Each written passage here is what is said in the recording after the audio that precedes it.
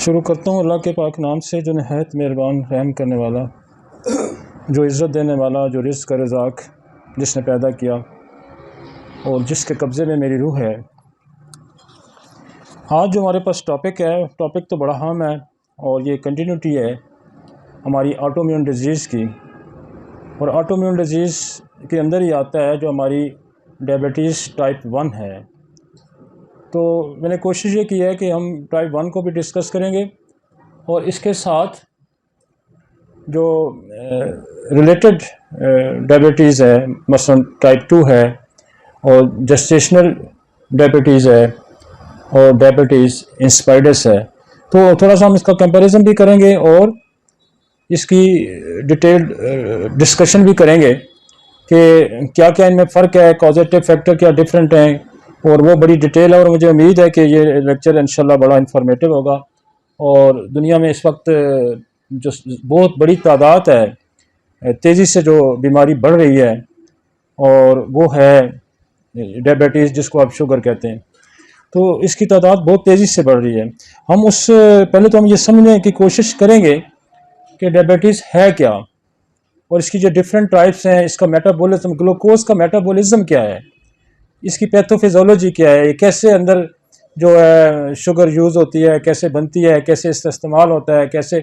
तो पहले तो हम इसको ये समझने की कोशिश करेंगे और उसके बाद इसके तदारक की भी बात करेंगे, इसका इलाज क्या हो सकता है, इसकी कॉम्प्लिकेशन क्या है।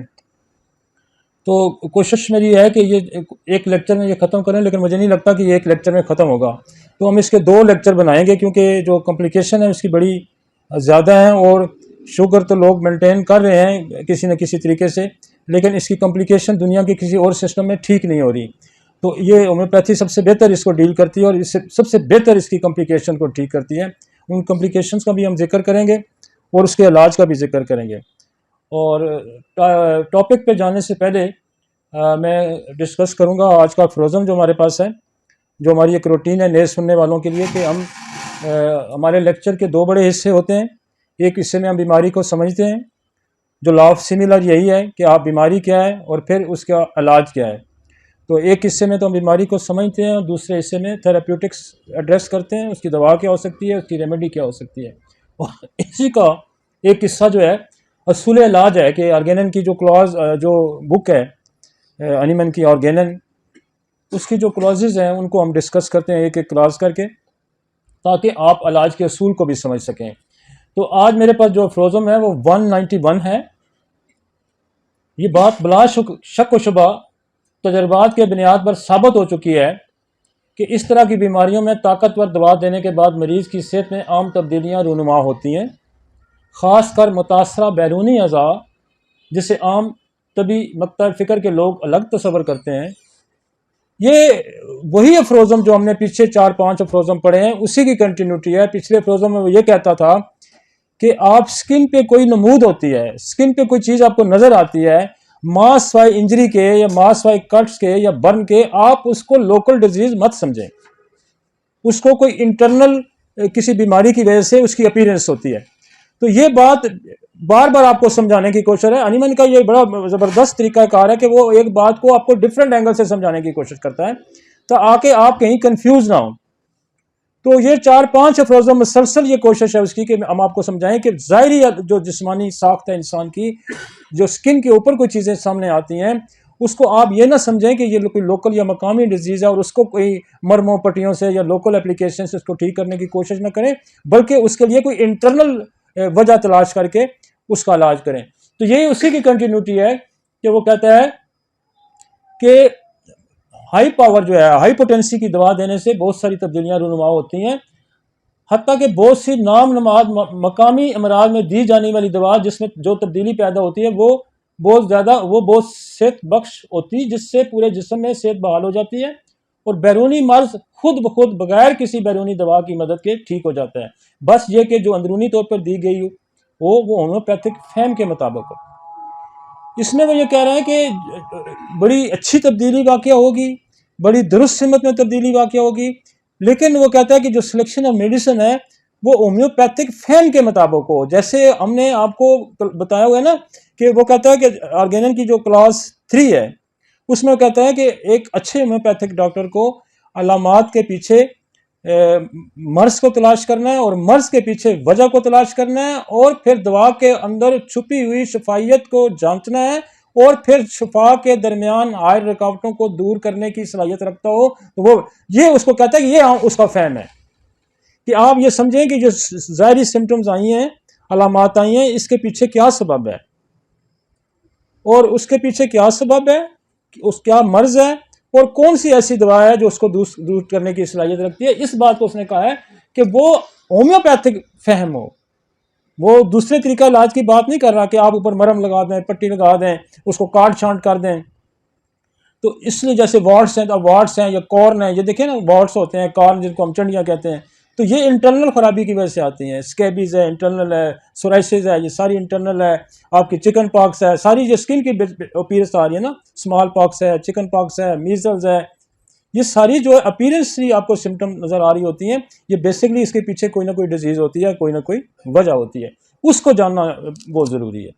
तो ये जो वो इस बात को कहता है कि जो लोग जैसे आम तभी मक्ता फ़िक्र के लोग तसव्वुर करते हैं, वे उनके बारे में उसने कहा कि आम जो तभी लोग हैं वो ये तसव्वुर करते हैं कि ये शायद कोई मकामी है, इसको मैं कोई मरहम पट्टी लगा दूंगा, कोई इसको कांट छांट कर दूंगा तो ये ठीक हो जाएगी। तो ये तसव्वुर जो है वो गलत है। असल तरीका यह है कि इंटरनली आप उसको देखें कि इसके अंदर कोई क्या खराबी है, क्यों है, तो ये लोग जब वो ठीक करेंगे तो ये खुद ब खुद गायब हो जाएगी। ठीक है जी, आप समझे। अच्छा, डायबिटीज़ जो है जी वो, अच्छा 3 तो बड़ी हैं, 2 बड़े वैसे हिस्से हैं। जैसे डायबिटीज़ टाइप 1 है, इसको कहते हैं हम, ये टाइप 1 जो है ना, ये ऑटोइम्यून है। और जो टाइप 2 है ये एक आम शुगर जिसको हम कहते हैं डायबिटीज़ वो है। इसमें एक जेस्टेशनल भी आती है जो सिर्फ प्रेगनेंसी के दौरान आती है, और जब भी प्रेगनेंसी डिलीवरी हो जाती है तो वो ख़त्म हो जाती है। एक इसमें आती है डायबिटीज़ इंस्पाइडस। ये बेसिकली डायबिटीज़ नहीं है, ये शुगर नहीं है, इसको शुगर का नाम दिया गया है, लेकिन ये कुछ सिम्टम रखती है डायबिटीज़ के साथ, तो वो एक कन्फ्यूजन है। इसका भी मैं बताऊंगा कि ये किस वजह से होती है। जो इंस्पाइडस है ये इसकी क्या रीज़न है, ये भी एक हार्मोन है जिसकी बनने ना बनने के अमल को। तो हम पहले इनको टाइप 1 को समझते हैं, फिर टाइप 2 को समझेंगे और फिर जेस्टेशनल को समझेंगे और उसके बाद हम जाएंगे इंस्पाइडस पे कि इंस्पाइडस क्या है। अब टाइप 1 जो है उस पर हम जाने से पहले हम पहले देखें कि ये मैकेनिज्म होता क्या है। ये जो ग्लूकोज का मेटाबॉलिज्म सिस्टम है ये कैसे डाइजेस्ट होता है, कैसे इस्तेमाल होता है, हम पहले इसको समझते हैं। ये थोड़ा बड़ा हो सकता है।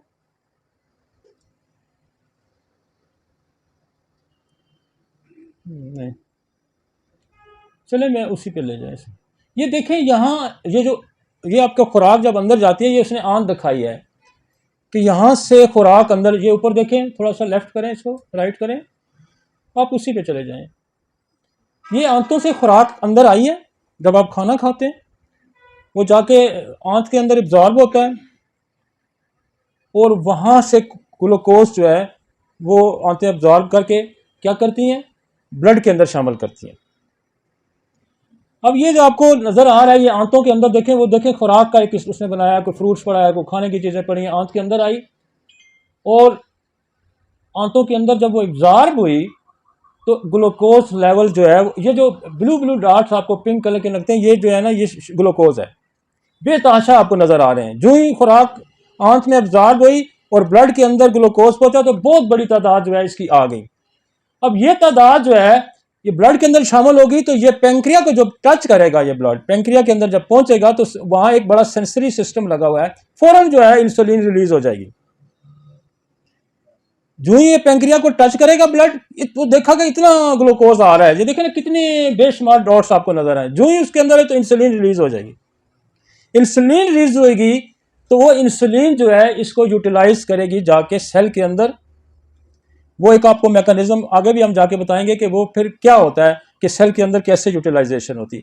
अब जो खराबियां होंगी ना वो बहुत सारी जगहों पे होंगी। क्या इंसुलिन बन रही है, अगर बन रही है तो क्या वो यूटिलाइज भी हो रही है, ये नहीं हो रही। ये तो एक नॉर्मल फंक्शन है कि जो ही आपने खुराक खाई, खुराक ने अब मैदे में से निकल के आंतों में पहुंची, वो एब्जॉर्ब हुई, वहाँ ग्लूकोज जो है वो निकल के ब्लड के अंदर आया, शुगर आई और वही ब्लड का जो फ्लो है जब वो टच करेगा उसको पेंक्रिया को, और पेंक्रिया के अंदर सेंसरी सिस्टम लगा हुआ है, फौरन उसने इंसुलिन को रिलीज करना है और इसको यूटिलाइज करना है। अब देखें ना, ये देखें इधर, ये हाई ग्लूकोज लेवल हो गया। देखें ना कितने डॉट्स आपको नजर आ गए। और ये देखें येलो कलर की इंसुलिन आनी शुरू हो गई है पेंक्रियाज से निकल के। ये जो पिंक कलर के हैं या ये ब्लूइश आपको नजर आ रहे हैं, ये ग्लूकोज है, और ये येलो कलर के जो डॉट्स हैं ये इंसुलिन आनी शुरू हो गई है। आगे चलें, यूं करें इसको जरा, और insulin cause liver, skeleton, muscles and other tissues to take up more glucose. अब हमारी बॉडी को होता क्या है कि वो ग्लूकोज की ज़रूरत होती है। ग्लूकोज को इसलिए ज़रूरत होती है कि शुगर का काम ये है कि ये आपको एनर्जी प्रोवाइड करता है, एनर्जी प्रोवाइड करता है। जब सेल के अंदर इंसुलिन और शुगर मिलके बर्न होते हैं तो सेल के अंदर एनर्जी प्रोड्यूस होती है। जैसे आप घर में चूल्हा जलाते हैं, आग जलाते हैं तो एनर्जी, तो ये एक एनर्जी का रोल प्ले करती है। और ये इसका इस्तेमाल, अगर इंसुलिन नहीं आएगी तो इसका इस्तेमाल नहीं होगा, ग्लूकोज ब्लड में रहेगी और सेल को एनर्जी नहीं मिलेगी, सेल अपना सही काम नहीं कर सकेगा। आगे करें थोड़ा सा इधर। हीमोस्टेसिस एक प्रोसेस है जिसमें ये सारा जब रेगुलेट करता है इंसुलिन ग्लूकोज को सेल के, इस प्रोसेस को क्या कहते हैं? हीमोस्टेसिस रिस्टोरेट। ठीक हो गया। अब देखें जब ये इंसुलिन आई तो आगे वाला जो हिस्सा है, ये जो ब्लड का आगे वाला हिस्सा देखें, इसमें देखें ग्लूकोज की तादाद कम हो गई है। पीछे आपको बहुत ज़्यादा नज़र आ रहा था, अब फौरन जब इस पे उसने यूटिलाइजेशन की, इसका इस्तेमाल शुरू किया, तो ये क्या हुआ? ये मिकदार कम होगी। ठीक हो गया जी। इतना आपने समझ लिया कि जो ही हमने खुराक खाई और खुराक जो ही आंतों में के अंदर जब अब्जॉर्ब होती है, जो ही वो अब्जॉर्ब हुई तो इसने इंसुलिन को वहाँ से रिलीज़ किया पेंक्रिया ने, और जब इंसुलिन रिलीज़ हुई तो उसने ग्लूकोज को आके सेल के अंदर यूटिलाइज किया। अब अगली स्लाइड जरा दिखाएं। अब ये देखें पेंक्रिया का थोड़ा सा हम एनाटॉमी इसलिए आपको पढ़ा लें कि आपको थोड़ा सा समझ आ जाए कि गो के बाद लोग ये समझते हैं कि शायद ये इस लेवल का ज़रूरत नहीं होती कि डॉक्टरों को आप समझाएं, लेकिन हमारे लेक्चर जो है ना वो आम लोग भी सुनते हैं, वो आम लोग भी सुनते हैं और उसका फ़ायदा उनको भी पहुंचता है। तो उनको भी पता होना चाहिए कि पेंक्रिया कहाँ होता है, कहाँ लगा होता है। ये देखें आपका लिवर है, लिवर के अंदर से देखें जो बाइल डक्ट आ रही है और उसके साथ जो आपका ना पित्ता लगा हुआ है, ये गोल सा जो होता है, और उसके साथ ही एक जो पेंक्रिया, ये देखें ये बिल्कुल लंबूतरी सी शेप का पेंक्रियाज है और ये बिल्कुल लिवर के नीचे लगा होता है और ये स्टोमक के साथ ऊपर अटैच होता है।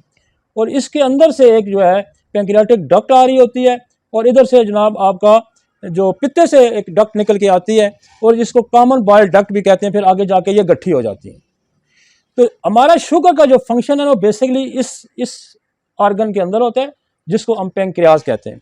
उसकी जो लोकेशन है उसने ये दिखाई है कि इसकी ये लोकेशन है, लिवर, स्टोमक, पित्ता, ये उनके साथ एक जंक्शन में पड़ा होता है और यहाँ ही आपकी नीचे जुड़ी हुई है। स्टोमक से आगे आ जाएंगे तो ये स्मॉल इंटेस्टाइन है जो छोटी आपकी है। स्मॉल इंटेस्टाइन के अंदर ये जो पेंक्रियाटिक जूस है, पेंक्रियाटिक ड्रग से जो मटेरियल आता है वो सारा इसके अंदर गिरता है। अब यहाँ फंक्शन दो है कि पेंक्रियाटिक ड्रग क्या लेके आती है, वो पेंक्रियाटिक जूस लेके आती है जिसमें अमाइलेज होती हैं, लाइपेज होते हैं। लेकिन जो इंसुलिन है वो यहाँ से डायरेक्ट ब्लड में शामिल होती है, पेंक्रियाज से डायरेक्ट ब्लड में चली जाती है। उसका भी फंक्शन हमको, ये ड्रग के जरिए तो वो एंजाइम्स बाकी जाते हैं, वो बाकी दूसरे हार्मोन्स जाते हैं और ये वहाँ से एब्जॉर्ब हो जाती है। तो ये एक पहले का स्ट्रक्चर आप समझ लें। उसके एक अगली स्लाइड दिखाएं जरा। अब ये देखें, अब ये आपको नजर आ रहा है कि ये स्मॉल इंटेस्टाइन नजर आ रही है और ये बीच में इधर देखें स्प्लीन की तरफ ऊपर से रास्ता जा रहा है और ये बीच में पेंक्रिया है और पेंक्रिया के अंदर आपको ये गुलाबी कलर के जो है ना फूल से नजर आ रहे थे। इनको कहते हैं आइसलेट। ये आईलेट हैं, जो आईलेट का इनको कहते हैं। ये जो पॉइंट है आईलेट, यही बेसिकली इनके अंदर ही अल्फा सेल होता है, बीटा सेल होता है और एक ये देखें ये जो फूल की शक्ल में आते हैं ये आईलेट्स हैं। आईलेट के अंदर ही ये अल्फा सेल्स हैं और जो यहाँ से इंसुलिन बनती है और यहाँ से कौन सी दो चीज़ें बनती है, एक इंसुलिन बनती है और एक क्या बनता है, ग्लूकागॉन। अल्फा सेल जो है वो ग्लूकागॉन बनाता है एक हार्मोन और बीटा सेल जो है वो इंसुलिन बनाता है। तो इंसुलिन जो है वो शुगर की को बॉडी के अंदर यूटिलाइज कराने का फंक्शन है इसका। एक तो इसका ये फंक्शन है कि ये बॉडी के अंदर जो है ग्लूकोज को यूटिलाइज कर। दूसरा फंक्शन इसका ये भी होता है कि ये फालतू जो आपके पास ग्लूकोज होता है उसको ग्लाइकोजन फॉर्म में कन्वर्ट करके लिवर के अंदर, मसल के अंदर, डिफरेंट प्लेस में ये स्टोर कर देता है कि जब भी आपकी बॉडी को ज़रूरत पड़ेगी तो ये वहाँ से कन्वर्ट होकर दोबारा शुगर में, जो ग्लूकोज में ये यूज़ होगा। और ये जो ग्लूकोगान है ये इसका एक पैरेलल निज़ाम है। ये इसका काम है शुगर को इंक्रीज करना बॉडी के अंदर, इंसुलिन का काम है डिक्रीज करना। ये आप ध्यान में रखें, इंक्रीज करना ग्लूकोगान का काम है, डिक्रीज करना इंसुलिन का काम है। इंसुलिन बॉडी के अंदर ग्लूकोज को यूटिलाइज करेगी, जब यूटिलाइज होगा तो शुगर लेवल कम होगा। अब बॉडी के अंदर जब क्राइसिस कोई आ जाता है, कोई भी क्राइसिस आ जाएगा तो क्या हो, ये जो दूसरा आपका अल्फा सेल है ये देखेगा कि बॉडी के अंदर शुगर की डेफिशिएंसी हो गया है या शुगर की जरूरत है, तो फौरन ये रिलीज होना शुरू हो जाएगा ब्लड के अंदर। इसका काम क्या है, ये कहीं ना कहीं से खींच के, जो मसल में शुगर स्टोर हुई है ग्लाइकोजन में या लिवर में स्टोर हुई है, या बाद दफा ये होता है कि अगर वो भी खत्म हो गई है तो जो आपके फैट्स होते हैं ना बॉडी के अंदर, उनसे भी खींच के वापस शुगर को ले आती है। जिन लोगों के अंदर जो वीक हो जाते हैं ना, कमजोर हो जाते हैं, शुगर में जिनका वजन गिर जाता है, उसमें ये होता है कि ये फैट से फिर शुगर निकालती है। तो फैट से शुगर निकालती है तो क्या होगा, वेट कम हो जाता है। तो ये मतलब जो इंसुलिन यूटिलाइज नहीं हो रही या इंसुलिन बन नहीं हो रही, तो सर्वाइवल के लिए जरूरी होता है कि उसने कहीं ना कहीं से ग्लूकोज निकालना है और उसको यूटिलाइज करना है। और ये जो प्रोसेस है ये आपके बॉडी के जनरल सेल्स के अंदर है, पूरी बॉडी के सेल्स के अंदर है। लेकिन जो आपका ब्रेन है, खुदा ने देखो ब्रेन को इतना प्रोटेक्ट किया है कि जो आपका ब्रेन है उसके अंदर विदाउट इंसुलिन शुगर यूटिलाइज होती है डायरेक्ट।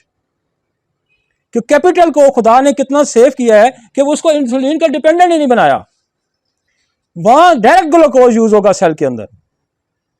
और यहां जो होगा इंसुलिन के साथ मिलके यूटिलाइज होगा, तो ब्रेन के लिए डायरेक्ट शुगर यूटिलाइज हो जाएगी और बाकी सेल्स के अंदर जो है वो विद द ग्लूकोज। आपको समझ आ गया। अब ये जो पॉइंट्स है ना आपके, ये जो फूल से नजर आए, ये देखें आप, इसको इसने शैडो पे इसके रास्ते दिए हुए हैं। ये किसी डक्ट के जरिए नहीं, ये यहां से सिक्रीट होकर बाहर ब्लड में चली जाएगी। मतलब इसको किसी डक्ट की जरूरत नहीं कि खुदा ना, और कई आईलेट्स बने हुए हैं, कई बने हुए हैं कि इतना जबरदस्त मैकेनिज्म है कि कोई नाली ना बंद हो जाए ताकि ये डक्ट में कहीं कोई बंदश आ जाए। इसने डायरेक्ट ही एक्सेस दे दी है उसको, इंसुलिन को ब्लड के अंदर। ये देखे ना कितने बने हुए हैं आईलेट्स कि जो ही ग्लूकोज है, ये नहीं कि नाली में जाए, कोई ऑब्स्ट्रक्शन हो जाए, कोई देर हो जाए, तो खुदा ने ये क्या किया है कि इसको डायरेक्ट एक्सेस दे दी है। ये जो आईलेट है इनके अंदर ये बनता है, इंसुलिन भी बनती है, ग्लूकोगॉन भी बनता है, ये डायरेक्ट एक्सेस ले जाता है। बाकी जो आपके जो दूसरे आपके हार्मोन्स हैं या एंजाइम्स हैं, वो इस डक्ट के जरिए, देखें ना ये बड़े बड़े दो आपको गोले से नजर आ रहे हैं, ये जो अपनी सिक्रीशन बनाएंगे ये सीधी डक्ट में डालेंगे और डक्ट जाके नीचे खुलेगी। क्योंकि ये जो आपका पैंक्रियाटिक जूस होता है, इसके बहुत सारे फंक्शंस हैं। इसका एक बड़ा फंक्शन ये है कि आपके अंदर जो स्टोमक से एसिड आता है, उस एसिड को भी ये अल्कलाइन में ये ट्रांसफर करते हैं। ये जो जूस बनता है उस एसिड की भी, क्योंकि आपकी खुराक के लिए मैदे के अंदर तेजाब की जरूरत होती है कि खाने को उसको हजम करता है, और साथ उसका ये फंक्शन होता है कि एसिड जो होता है वो बैक्टीरिया को भी किल करता है। तो खुदा ने बैक्टीरिया को स्टोमक के अंदर ही एसिड के जरिए किल करवाना है, ठीक है, ताकि वो ब्लड के अंदर ना जाए। वहां एक उसने पूरा मैकेनिज्म रखा हुआ है। तो वो एसिडिक जो रिएक्शन आता है, आप सुनते होंगे कि एसिड पीएच लेवल जो है वो कम हो, या वो एक एसिडिक रिएक्शन जब आ जाता है, तो एसिडिक रिएक्शन को अल्कलाइन में जो कन्वर्ट करता है, वो वहाँ यहाँ से वो जूस जा रहा होता है। ठीक है जी, इतना आपको। अब देखें ना, अल्फा सेल बीटा सेल ये जो बनाते हैं, ये एंडोक्राइन ग्लैंड बनाता है। इसके अंदर एंडोक्राइन सिस्टम, इसके अंदर दो सिस्टम है, एक्सोक्राइन एंड एंडोक्राइन। एंडोक्राइन क्या करेगा, ये बनाता है अल्फा सेल बीटा सेल और इसकी सिक्रीशन बनाता है। और एक्सोक्राइन जो एसिनस है वो क्या बनाता है, आपके जो अमाइलेज है, लाइपेज है, वो जो बाकी चीज़ें जो हैं, वो जो इस पैंक्रिया, और पैंक्रिया का बड़ा रोल है आपके डाइजेस्टिव निज़ाम के अंदर, मेटाबॉलिक सिस्टम के अंदर। आगे स्लाइड ले आए। अब इसको ज़रा और बड़ा करके उसने दिखा दिया कि वो ऊपर देखें पैंक्रिया है और उसके अंदर उसने एक डक्ट दिखाई है, वही सारा, फिर वो नीचे आंत है, ये देखें ना। तो ये सारी बेसिकली वही चीज़ें हैं। बेसिकली आपने, इसलिए हम ये स्ट्रक्चर आपको दिखा रहे हैं कि ये अंदर मैकेनिज्म क्या है, ताकि आप बाद दफ़ा सारी खराबियों को जज कर सकें कि कहीं पेंक्रिया के अंदर देखें कैंसर भी हो सकता है, कोई ट्यूमर डेवलप हो सकता है, कोई इन्फेक्शन हो सकता है। और जब कोई पेंक्रिया के अंदर इन्फेक्शन होगा तो आप टेस्ट कराते हैं जी, माइलेज टेस्ट करा लें जी, लाइपेज का, वो हाई हाई होते हैं, इन्फ्लेमेशन हो जाती है, तो वो भी इस सारे निज़ाम को डिस्टर्ब करता है। तो काउंटर चेकअप भी बड़ा ज़रूरी होता है।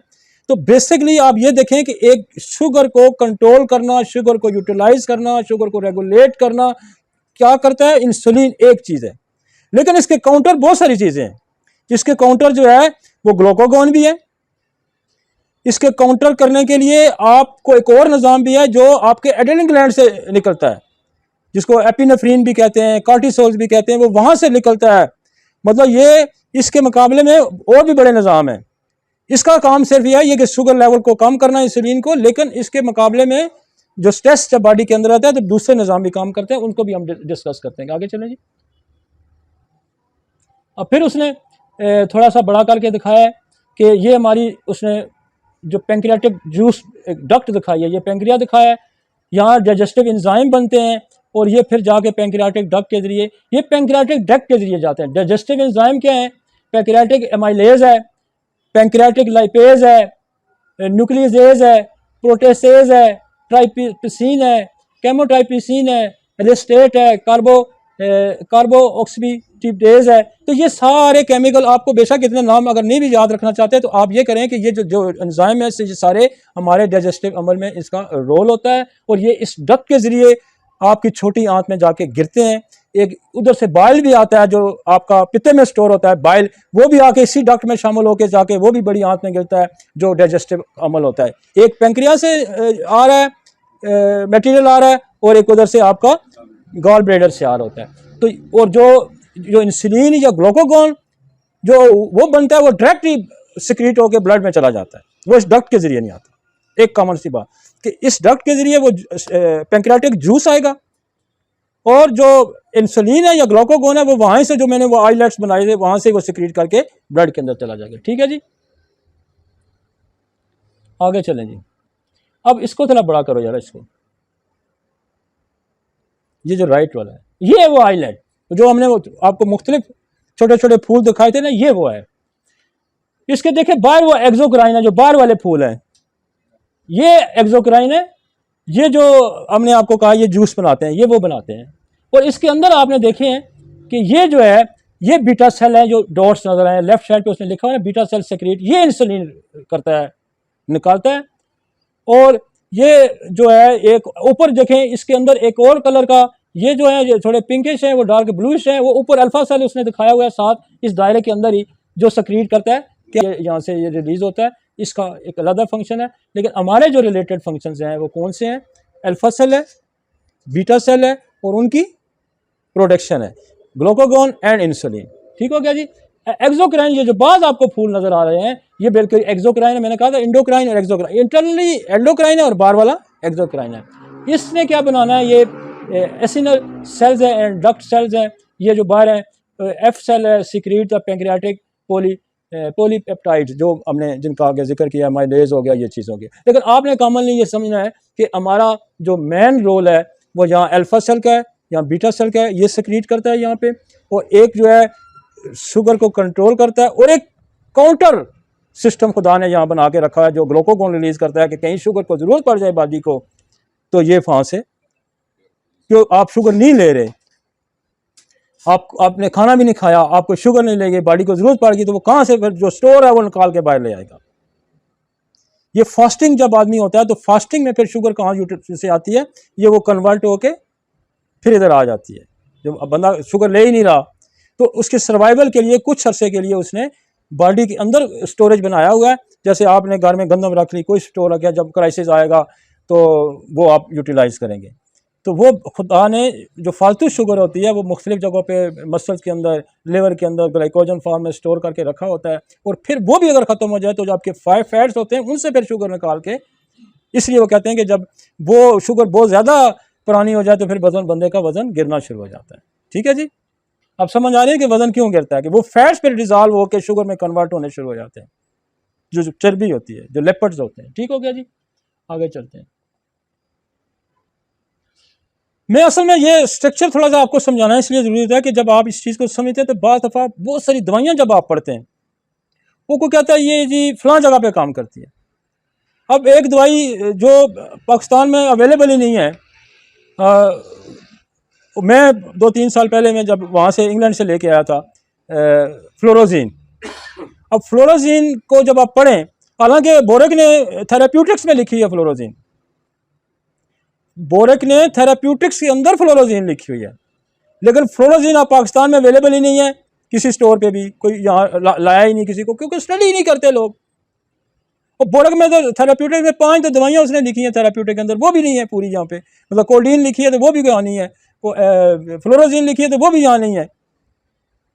तो इसका बड़ा मज़े का फंक्शन है, इसको अगर ये बिल्कुल बनती है एप्पल की जड़ से बनती है फ्लोरोजीन, इसका फंक्शन ये है कि ये बॉडी के अंदर जो फैट्स होते हैं ना, और उस बंदे पे ये काम करती है जहाँ लिवर फैटी हो जाता है, फैट्स हो जाते हैं, और फैटी जनरेशन को ये कम करती है और शुगर को भी कंट्रोल करती है। और जो आगे हम जाके पढ़ेंगे ना टाइप 2 जो डायबिटीज़, उसमें बड़ा रोल है आपका फैट्स की वजह से जो इंसुलिन बॉडी रेजिस्टेंस हो जाती है, तो वो फिर क्या कहते हैं फैट्स को कम कराते हैं। फैट्स के अंदर से एक एक केमिकल रिलीज होता है जिसका काम ये होता है कि वो बॉडी के अंदर इन्फ्लेमेशन पैदा करता है, और वो इन्फ्लेमेशन जो है वो सेल के अंदर इंसुलिन के खिलाफ रेजिस्टेंस पैदा कर देती है। वो जाके हम टाइप 2 में पढ़ेंगे इसको। अब ये अफसला मैकेनिज्म, आप पैथोफिजियोलॉजी जो है ग्लूकोज की, आप ये समझें कि मेटाबॉलिज्म ग्लूकोज का क्या है, कि ग्लूकोज आपकी बॉडी में कैसे बनता है, कैसे यूटिलाइज होता है, कौन कौन से फैक्टर उसको यूटिलाइज कराते हैं। अब ये सेल है, ये 2 सेल उसने दिखाए। अब लेफ्ट वाला देखें जी कि ये क्लोज है, ये इधर से इंसुलिन का ये उसने दिखाया हुआ है, ये आ रहा है, इंसुलिन आ रही है और ये अंदर दाखिल नहीं हो रही, इधर रुकी हुई है, और उधर से जो है ग्लूकोज है वो भी रुका हुआ है। जब इंसुलिन बॉडी के अंदर दाखिल होगी सेल के अंदर, ये देखें ना सेल के अंदर वो रुका हुआ है, तो दोनों चीज़ें रुकी। जब जो ही इंसुलिन इंटर हुई सेल के अंदर, तो ये दूसरी तरफ ग्लूकोज का चैनल भी खुल गया। ये सिंक्रोनाइज किस्म का सिस्टम है। जो ही एक सेल है, सेल के अंदर रिसेप्टर लगे हुए हैं ऊपर बाहर उसकी लेयर पे, वो इंसुलिन को रिसीव करेगा, रिसीव करके अंदर भेजेगा। जो ही इंटर हुआ साथ ही ग्लूकोज के लिए चैनल खुल गया। जैसे आप बाद स्टोरों में जाते हैं ना, आजकल वो सिस्टम है कि टोकन डालेंगे तो आप जो चीज़ रिक्वायर हो आपको मिल जाएगी, जब तक टोकन नहीं जाएगा। तो एन इसी तरह ये बड़ा सेंसरी सिस्टम यहाँ पे लगा हुआ है। जो ही रिसेप्टर ने इंसुलिन को रिसीव किया और उसने सेल के अंदर भेजा, साथ ही उसके साथ दूसरा चैनल लगा होता है ग्लूकोज का, वो ओपन हुआ, ग्लूकोज एंटर होगा और वो जाके सेल के अंदर उसने मिलके बर्न कराना था। ये है फंक्शन बेसिकली इंसुलिन। अब इंसुलिन जो रेजिस्टेंस है उसमें क्या होता है कि ये जो हमारा रिसेप्टर लगा हुआ है जो इंसुलिन को रिसीव करता है, यहाँ ही रेजिस्टेंस आ जाती है कि वो जो केमिकल रिएक्शन है फैट से निकल के आ रहा है साइटोकिनेज, वो आके ना इधर बैठ जाता है, तो वो इंसुलिन को अंदर जाने ही नहीं देता, वो रेजिस्टेंस पैदा कर देता है। जैसे हमने ऑटोइम्यून डिजीज में पढ़ा था, वो रेजिस्टेंस पैदा कर देता है। अब वो रेजिस्टर क्या बढ़ेगा तो शुगर अंदर नहीं, इंसुलिन अंदर सेल के नहीं जाएगी। अब इंसुलिन अंदर नहीं जाएगी तो ग्लूकोज कहाँ से अंदर जाएगा? अब ग्लूकोज अंदर नहीं जाएगा तो क्या होगा? वो बर्न नहीं होगा, फिर आपकी सेल की एनर्जी पूरी नहीं होगी, आप वीक हो जाएंगे, बेशुमार मसाइल पैदा हो जाएंगे। तो जब ये अब होता यह है कि जैसे टाइप 2 है ना, उसमें इंसुलिन तो पीछे से बन रही होती है, या कम बन रही होती है या ज्यादा बन रही होती है, उसको यहाँ रेजिस्टेंस मिलनी शुरू हो जाती है। अब अगर उसके ब्लड में चेक करेंगे तो ब्लड में इंसुलिन लेवल बहुत ज्यादा होगा, लेकिन इंसुलिन ग्लूकोज भी बहुत बड़ा हुआ है, इंसुलिन भी बहुत बड़ी है। तो परेशान को नहीं है कि इंसुलिन भी बन रही है, पैदा भी हो रही है, ग्लूकोज भी इतना ज्यादा हो गया है, तो वजह क्या है? अब उसको आप इंसुलिन लगाते रहे, बेशक लगाते रहे, तो इंसुलिन तो ऑलरेडी ज्यादा है, इंसुलिन तो ऑलरेडी ज्यादा है, वो तो यूटिलाइज ही नहीं हो रही। वो यूटिलाइज क्यों नहीं हुई कि जो रिसेप्टर है जिसने रिसीव करना था वहां रेजिस्टेंस आ गई है।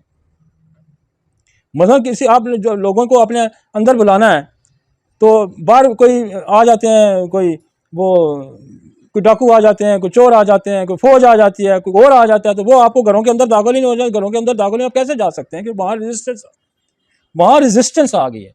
तो ये मैकेनिज्म है कि इंसुलिन इंटर होगी तो ग्लूकोज उसके बाद इंटर होगा, उसके लिए चैनल ओपन होगा, इंटर होगा। आगे चलते हैं जी।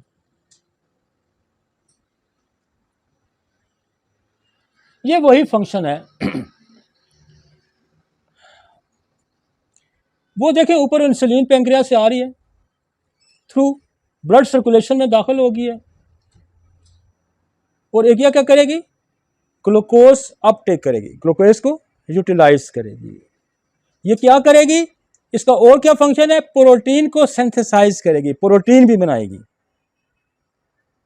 और तीसरा फंक्शन उसने लेफ्ट साइड पे क्या लिखा है, ग्लाइकोजीन्स। ये ग्लाइकोजीन्स किसको स्टोर भी करेगी, समझ आए। एक ग्लूकोज को अपटेक करेगी, उसको यूटिलाइज करेगी, प्रोटीन को सिंथेसाइज करेगी, प्रोटीन बनाएगी, इंसुलिन, और क्या करेगी, इसको कन्वर्ट। अब इधर इंसुलिन और आई तो ये हार्ट में क्या करेगी, ग्लूकोज अपटेक करेगी, उसमें यूटिलाइज करेगी, प्रोटीन सिंथेसाइज, कार्डियो प्रोटेक्शन देगी। ये भी इसका काम है कि हार्ट को प्रोटेक्शन देगी, समझ आएगी है जी। ये लेफ्ट साइड पे उसने क्या किया कि स्केलेटल मसल में जाके क्या फंक्शन उसने किया, ग्लूकोज को यूज किया, प्रोटीन वहां बनाई, और फिर उसको वहां स्टोर भी कर दिया शुगर को, ठीक हो गया। अब अगला हार्ट में वो क्या करेगी, इंसुलिन आई, ग्लूकोज यूटिलाइज कराया उसने, प्रोटीन बनाई, वो क्या है, वो लिखा हुआ है ग्लूकोज प्रोडक्शन डिक्रीज। सिर्फ इंसुलिन क्या कर रही है, डिक्रीज कर रही है। और बाकी उसके पैरेलल जो ग्लूकोज को बढ़ाने वाले निजाम है वो कितने हैं, थोड़ा सा पीछे करें, वो ग्लूकोगान भी है, वो एपिनेफ्रिन भी है, और नॉन एपिनेफ्रिन भी है, वो कार्टिसोल भी है जो आपका स्टीरॉइड होता है, और ग्रोथ हार्मोन जो ब्रेन से आ रहा था पिट्यूटरी से, उसका भी काम ये है कि वो जब क्राइसिस आते हैं तो ग्रोथ हार्मोन ज्यादा बनने शुरू हो जाते हैं, वो भी इसको ना शुगर को बढ़ा देता है। तो इसके में अंदर पिट्यूटरी का भी फंक्शन है कि वो ग्रोथ हार्मोन क्या करेगा, वो भी शुगर निकाल निकाल के बाहर लाएगा। जैसे ना हंगामी हालात हो गई है जनाब, फौज भी लग गई, पुलिस भी लग गई, सिविल भी लोग लग पे, दौड़ पे जी, जलजला आ गया, फ्लड आ गया, सारे भागने शुरू हो जाते हैं। आम रूटीन में तो इंसुलिन इसका रेगुलेटर है, इसको कंट्रोल करता है, लेकिन वो कहता है बॉडी के अंदर क्राइसिस हो गया, फूड की कमी होगी, ग्लूकोज की जरूरत पड़ी है, तो ये उसके मुकाबले में 1 2 3 4 5 और चीजें हैं जो उसके मुकाबले में काम कर रही हैं। तो शुगर के पीछे आप इंसुलिन के पीछे पड़े रहेंगे तो ये बाकियों को कौन कंट्रोल करेगा। यो शुगर उस बंदे की शुगर ठीक ही नहीं होती, जिसको आप काउंटर जो सिस्टम है उसको आप एड्रेस ही नहीं कर रहे। मतलब इस लेक्चर के देने का मकसद यह है कि आपको सिर्फ इंसुलिन के पीछे नहीं पड़ना, आप सिर्फ बीटा सेल के पीछे मत पड़े, बीटा सेल की भी देखें कि वो काम कर रहा है नहीं, इसका तो काउंटर जो सिस्टम काम कर रहा है, जिसने शुगर का, उसका काम ही शुगर बढ़ाना है। वो कब करेगा, आपका किसी का एक्सीडेंट हो जाता है, किसी को चोट लग जाती है, किसी सदमे में चला जाता है, कोई टेंशन में चला जाता है, बॉडी क्राइसिस में चली जाती है, तो ये सारे सिस्टम एक्टिवेट हो जाएंगे। इनका शुगर लेवल नीचे ही नहीं आने देना जब तक वो क्राइसिस नहीं खत्म होगा। आपने सारी टीमों को, फ्लड आ गया, अब फ्लड जब तक खत्म नहीं होगा, जो रेस्क्यू टीमें वो तो रोड पे चढ़ी हुई हैं, उनका क्या करें, दर सामान लाई जा रहे हैं, मटेरियल जा रहे हैं, लोगों के लिए खाने के खुराक, रास्ते खो रहे, वो तो रोडों पे चढ़े, उन्होंने अपना फंक्शन शुरू किया हुआ है। उनका फंक्शन खत्म होगा तो नॉर्मल लाइफ शुरू होगी ना, तो क्राइसिस की लाइफ है। रेस्क्यू जा रही है, रेस्क्यू क्या काम है, कहाँ गए जी बंदे, खुराक इनको नहीं मिली, और जी वहां से खुराक इकट्ठी हो जाती है ना, जलजला हो गया, कुछ सैलाब आ गया तो लोग इकट्ठे शुरू हो जाते हैं उठ के आपके, और यार कोई कंबल ढूंढ रहा है, इकट्ठा कर रहा है, कोई खुराक इकट्ठी कर रहा है, कोई पानी इकट्ठा कर रहा है। तो ये बॉडी आपकी जो आपकी हर वक्त क्राइसिस में पड़ी हुई है, हर वक्त क्राइसिस में पड़ी हुई है। क्या उसको टेंशन है, उसको सदमा है, उसको ग्रीफ है, उसको इंजरी है, उसको चोट है, तो क्राइसिस में पड़ी है। तो रेस्क्यू टीमें तो सारी मार्केट में आई हुई हैं, इनका क्या काम है, इन्होंने शुगर को बढ़ाए रखना है। तो स्ट्रेस के लिए हमें स्ट्रेस की दवाइयाँ, इंजरी की उसको दवाइयाँ दें, ताकि वो क्राइसिस को भी साथ हम कंट्रोल करें। हम सिर्फ शुगर के पीछे मत पड़ जाएंगे, इंसुलिन को ही हमने कंट्रोल करना है। और जब वो आप काउंटर जो सिस्टम वर्क कर रहा है उसको जब आप कंट्रोल करेंगे, उसकी असेसमेंट बड़ी जरूरी है। हमने बेशुमार लोगों को इग्नेशिया दे दे के, तो हमने इग्नेशिया दे, एसिड फास, स्टेफिस एगेरिया, कास्टिकम, ये सारी स्ट्रेस वाली दवाइयां ना। बॉडी में इंजरी होगी, आपने अर्निका दे दी, आपने हेड इंजरी होगी, आपने नेट्रम सेल दे दी, हाइपेरिकम दी, आप वो बॉडी का स्ट्रेस लेवल आपने खत्म करना है। ये काउंटर जो निजाम चल रहा है आपकी तो इंसुलिन की प्रोडक्शन भी सही है, उसकी यूटिलाइजेशन भी ठीक हो रही है, कोई उसको रेजिस्टेंस भी नहीं मिल रही, फिर भी शुगर बढ़ रही है, तो क्यों बढ़ रही है भाई? काउंटर निजाम एक्टिवेट हुआ हुआ है। ठीक है जी। तो ये अब देखें ना, वो आगे तीसरी वे उसने इंसुलिन का काम करना डिक्रीज करना, ग्लूकोज प्रोडक्शन को डिक्रीज करना, ग्लूकोज यूटिलाइजेशन को इंक्रीज करना, यूटिलाइजेशन को ये बाकी सारे जो हैं ये क्या करते हैं? डिक्रीज करते हैं यूटिलाइजेशन को।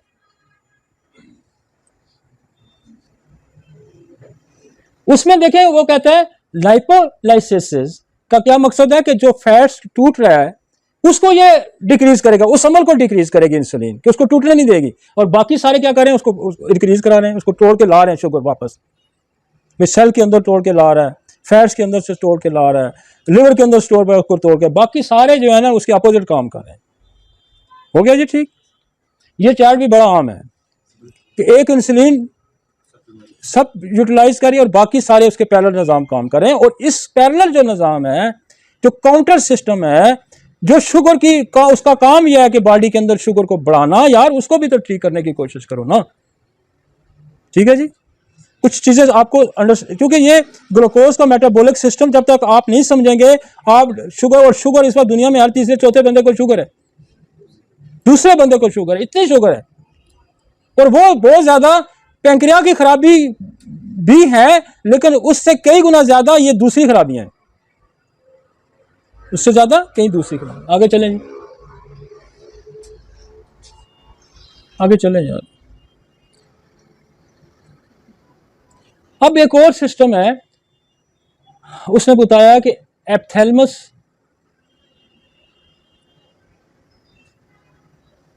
से एक हार्मोन रिलीज होता है, वो पैंक्रिया पे आता है, उसको स्टिमुलेट करता है, वहाँ बीटा सेल अल्फा सेल पड़ा है, और वो इंसुलिन बनाता है, वो ग्लूकोज बनाता है। ये एक सिस्टम अलग काम कर रहा है, देखा ना। वो आप एपोथैलमस उसने दिखाया है, वो देखें बीटा सेल, पैंक्रिया के अंदर बीटा सेल इनको स्टिमुलेट कर रहा है, ये इंसुलिन बना रहा है और ये ग्लूकोज बना रहा है।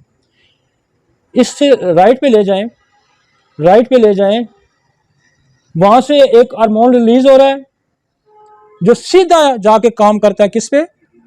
एड्रिनल ग्लैंड पे। ये एप्थैलमस से एक हार्मोन रिलीज हो रहा है जो क्या करता है? मेडुला पे और कॉर्टेक्स पे, और वहाँ जो है वो जो हार्मोन्स बनते हैं, कॉर्टिसोल बन रहा है, और एड्रिनल जो ग्लैंड्स के बाकी हार्मोन्स बन रहे हैं जिसमें एपिनेफ्रिन वगैरह ये बन रहे हैं, एड्रिनलिन बनती है वहाँ पे, जिसको नेफ्रिन एपिनेफ्रिन भी कहते हैं, ये वो बना रहा है। अब उधर देखें कि वहाँ एप्थैलमस से पिट्यूटरी ग्लैंड्स को एक हार्मोन रिलीज हो रहा है, और वो पिट्यूटरी ग्लैंड वहाँ से एसीटीएच किसको दे रहा है? कॉर्टेक्स को दे रहा है, मेडुला को दे रहा है, और वो जो है कॉर्टिसोल बना रहा है, और ये ग्रोथ हार्मोन भी डायरेक्ट वहाँ से पिट्यूटरी ग्लैंड से ये एक्ट कर रहा है, और ये ग्रोथ हार्मोन बन रहा है। तो ये सारे जो बाकी सिस्टम है ये आपके क्या कर रहे हैं? ये ब्लड के शुगर को इंक्रीज करने का इनका रोल है। और ये दोबारा से एक और उसने आपको चार्ट बना के दिखाया है कि इस अमल को बार बार इसको इसलिए दिखाने का मकसद है कि आपके जहन में प्रवेश हो जाए, खुब जाए। एक इंसुलिन है और उसके मुकाबले में 3-4 निज़ाम और काम कर रहे हैं, और उसी सेल के, उसी पैंक्रिया के अंदर ग्लूकोगोन बन रहा है जो शुगर को बढ़ा रहा है, एक शुगर को कम कर रहा है, एक शुगर को बढ़ा रहा है। फिर एड्रेनल ग्लैंड है, वो क्या कर रहा है? वो भी शुगर को रेगुलेट कर रहा है, बढ़ा रहा है, और उसके अंदर जो चीज़ें निकल रही हैं जैसे एपिनेफ्रिन निकल रही है, कॉर्टिसोल रुका है, स्टेरॉइड जो वो शुगर को बढ़ा रहे हैं। ठीक हो गया जी। और फिर एक और आपका एलिमेंट है जो पिट्यूटरी से आता है जिसको कहते हैं ग्रोथ हार्मोन, वो भी शुगर को बढ़ाएगा। ठीक है जी, आगे चलते हैं जी। नेक्स्ट, ये वही चीज़ें दोबारा समझाने की कोशिश करें। एक और चार्ट लेके आया कि वो ग्लूकोज कंट्रोल इन स्ट्रेस, तो वो वही पीछे स्ट्रेस पे आके फिर वो सारा ये जो चीज़ें हैं ना उसने तुम आगे चलें जी।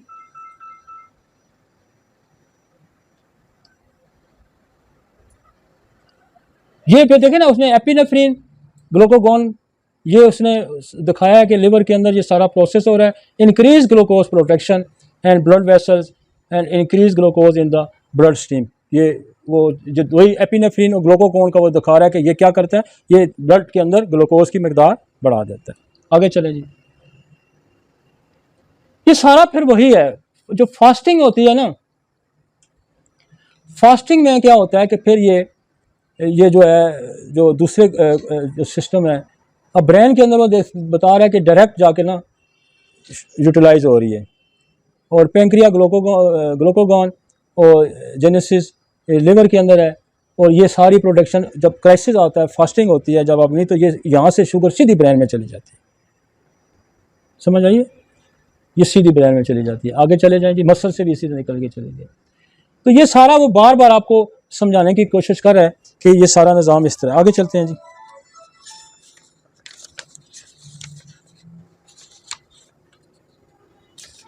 ये सारा ये वो निज़ाम है कि एडिपोज क्या है, टिश्यूज, फैट टिश्यूज है।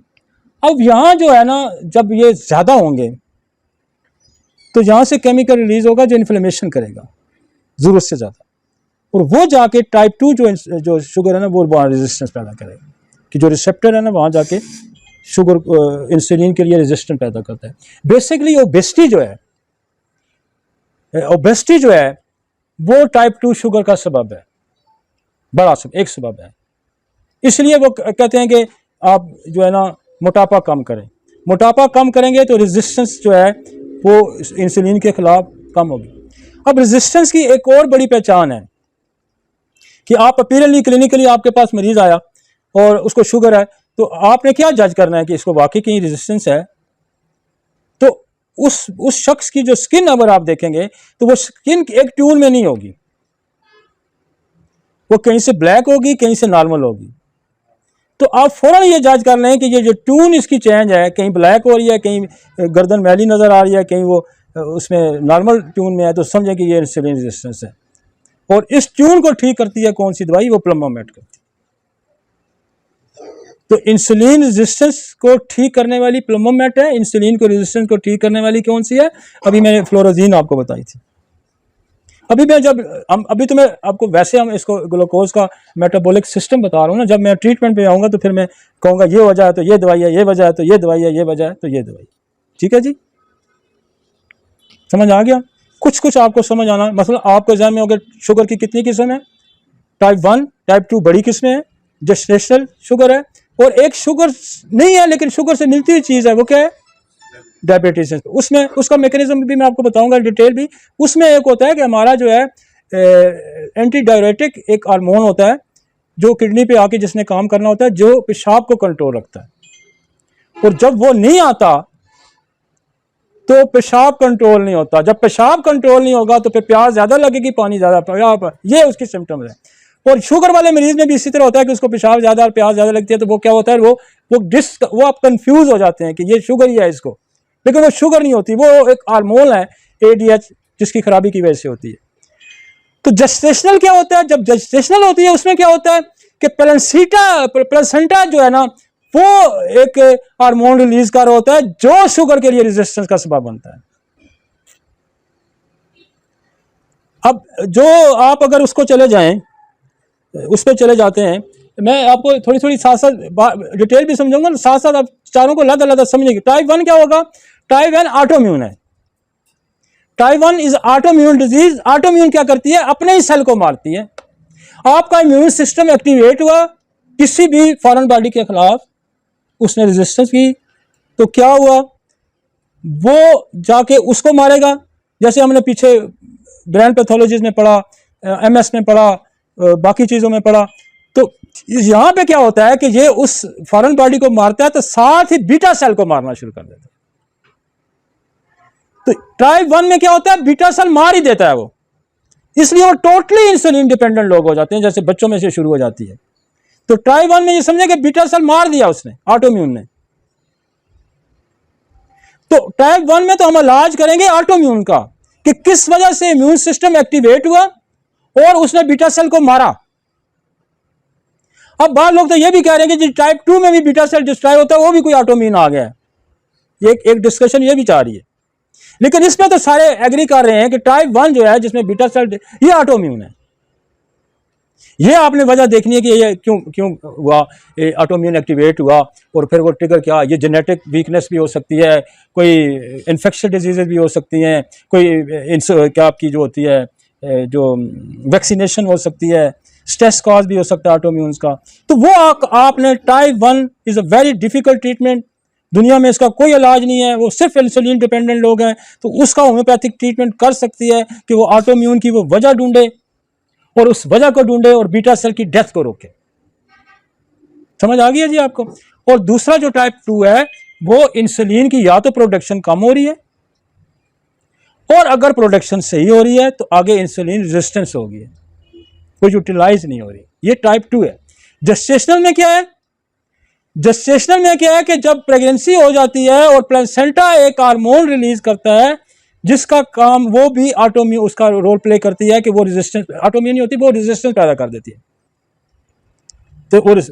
तो जो ही प्रेगनेंसी खत्म होती है प्लेसेंटा वाला रोल खत्म हो जाता है तो शुगर लेवल नीचे आ जाता है।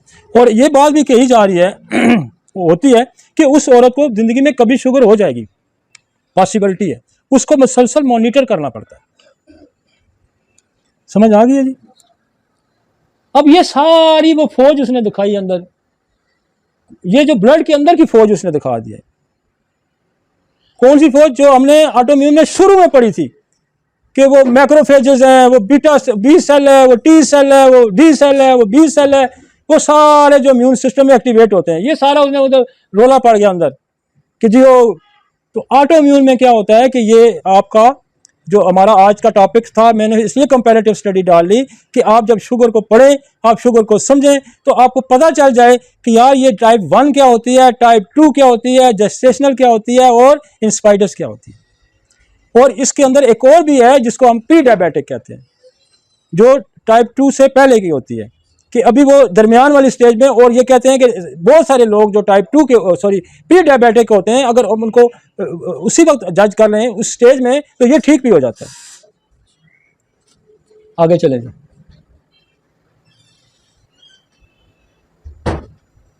आगे चले, आगे चलेंगे।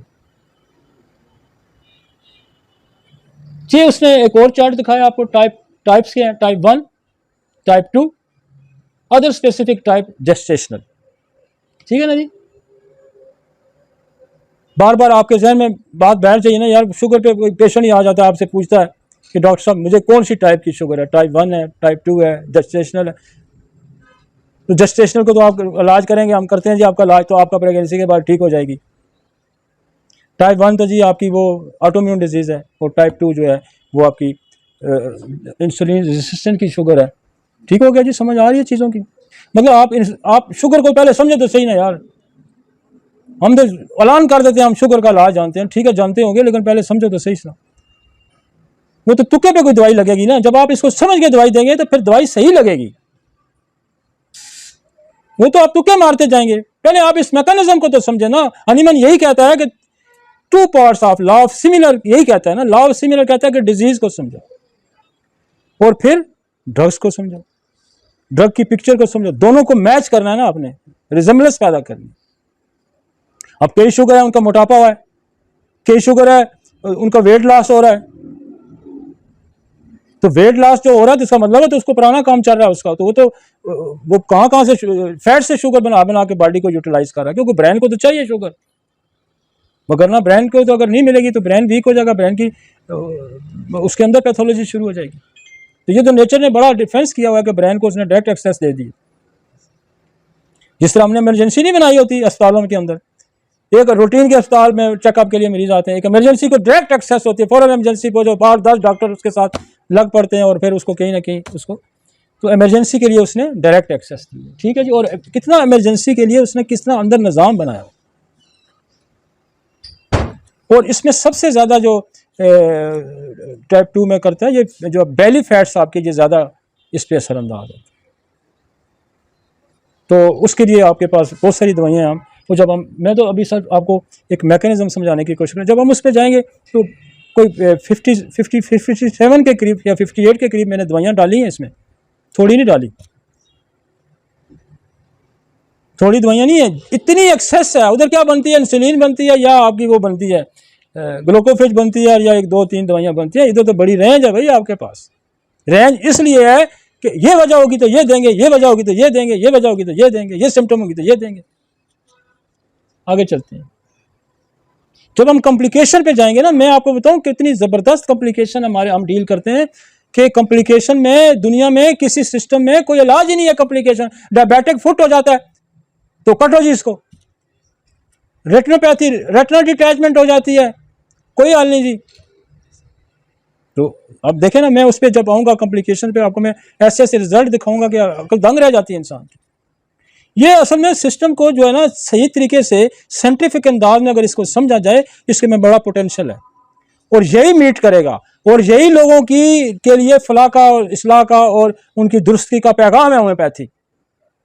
अगर होम्योपैथी को लोग सही समझें, सही इसको यूटिलाइज करें, इसकी प्रोडक्ट को समझें, इसकी दवाइयों की खासियत को समझें, तो फिर आपको पता चलता है कि ये निज़ाम कितनी गिरफ्त रखता है। भाई ये तो बस अल्लाह माफ़ करे, हम बार बार मैं उस बात को इसलिए दोहराता रहता हूँ कि ये इसको डिरेंज किया गया, इसको डिट्रैक्ट किया गया, इसको गलत रास्ते पे चलाया गया। किसने? ड्रग माफिया ने, इंटरनेशनल ड्रग माफिया इस पे नजर रखी होगी। ये तो बड़ा सस्ता इलाज है, गरीबों का इलाज है, लोग इससे फायदा उठा रहे हैं। और ये क्यों खड़ा हो रहा है?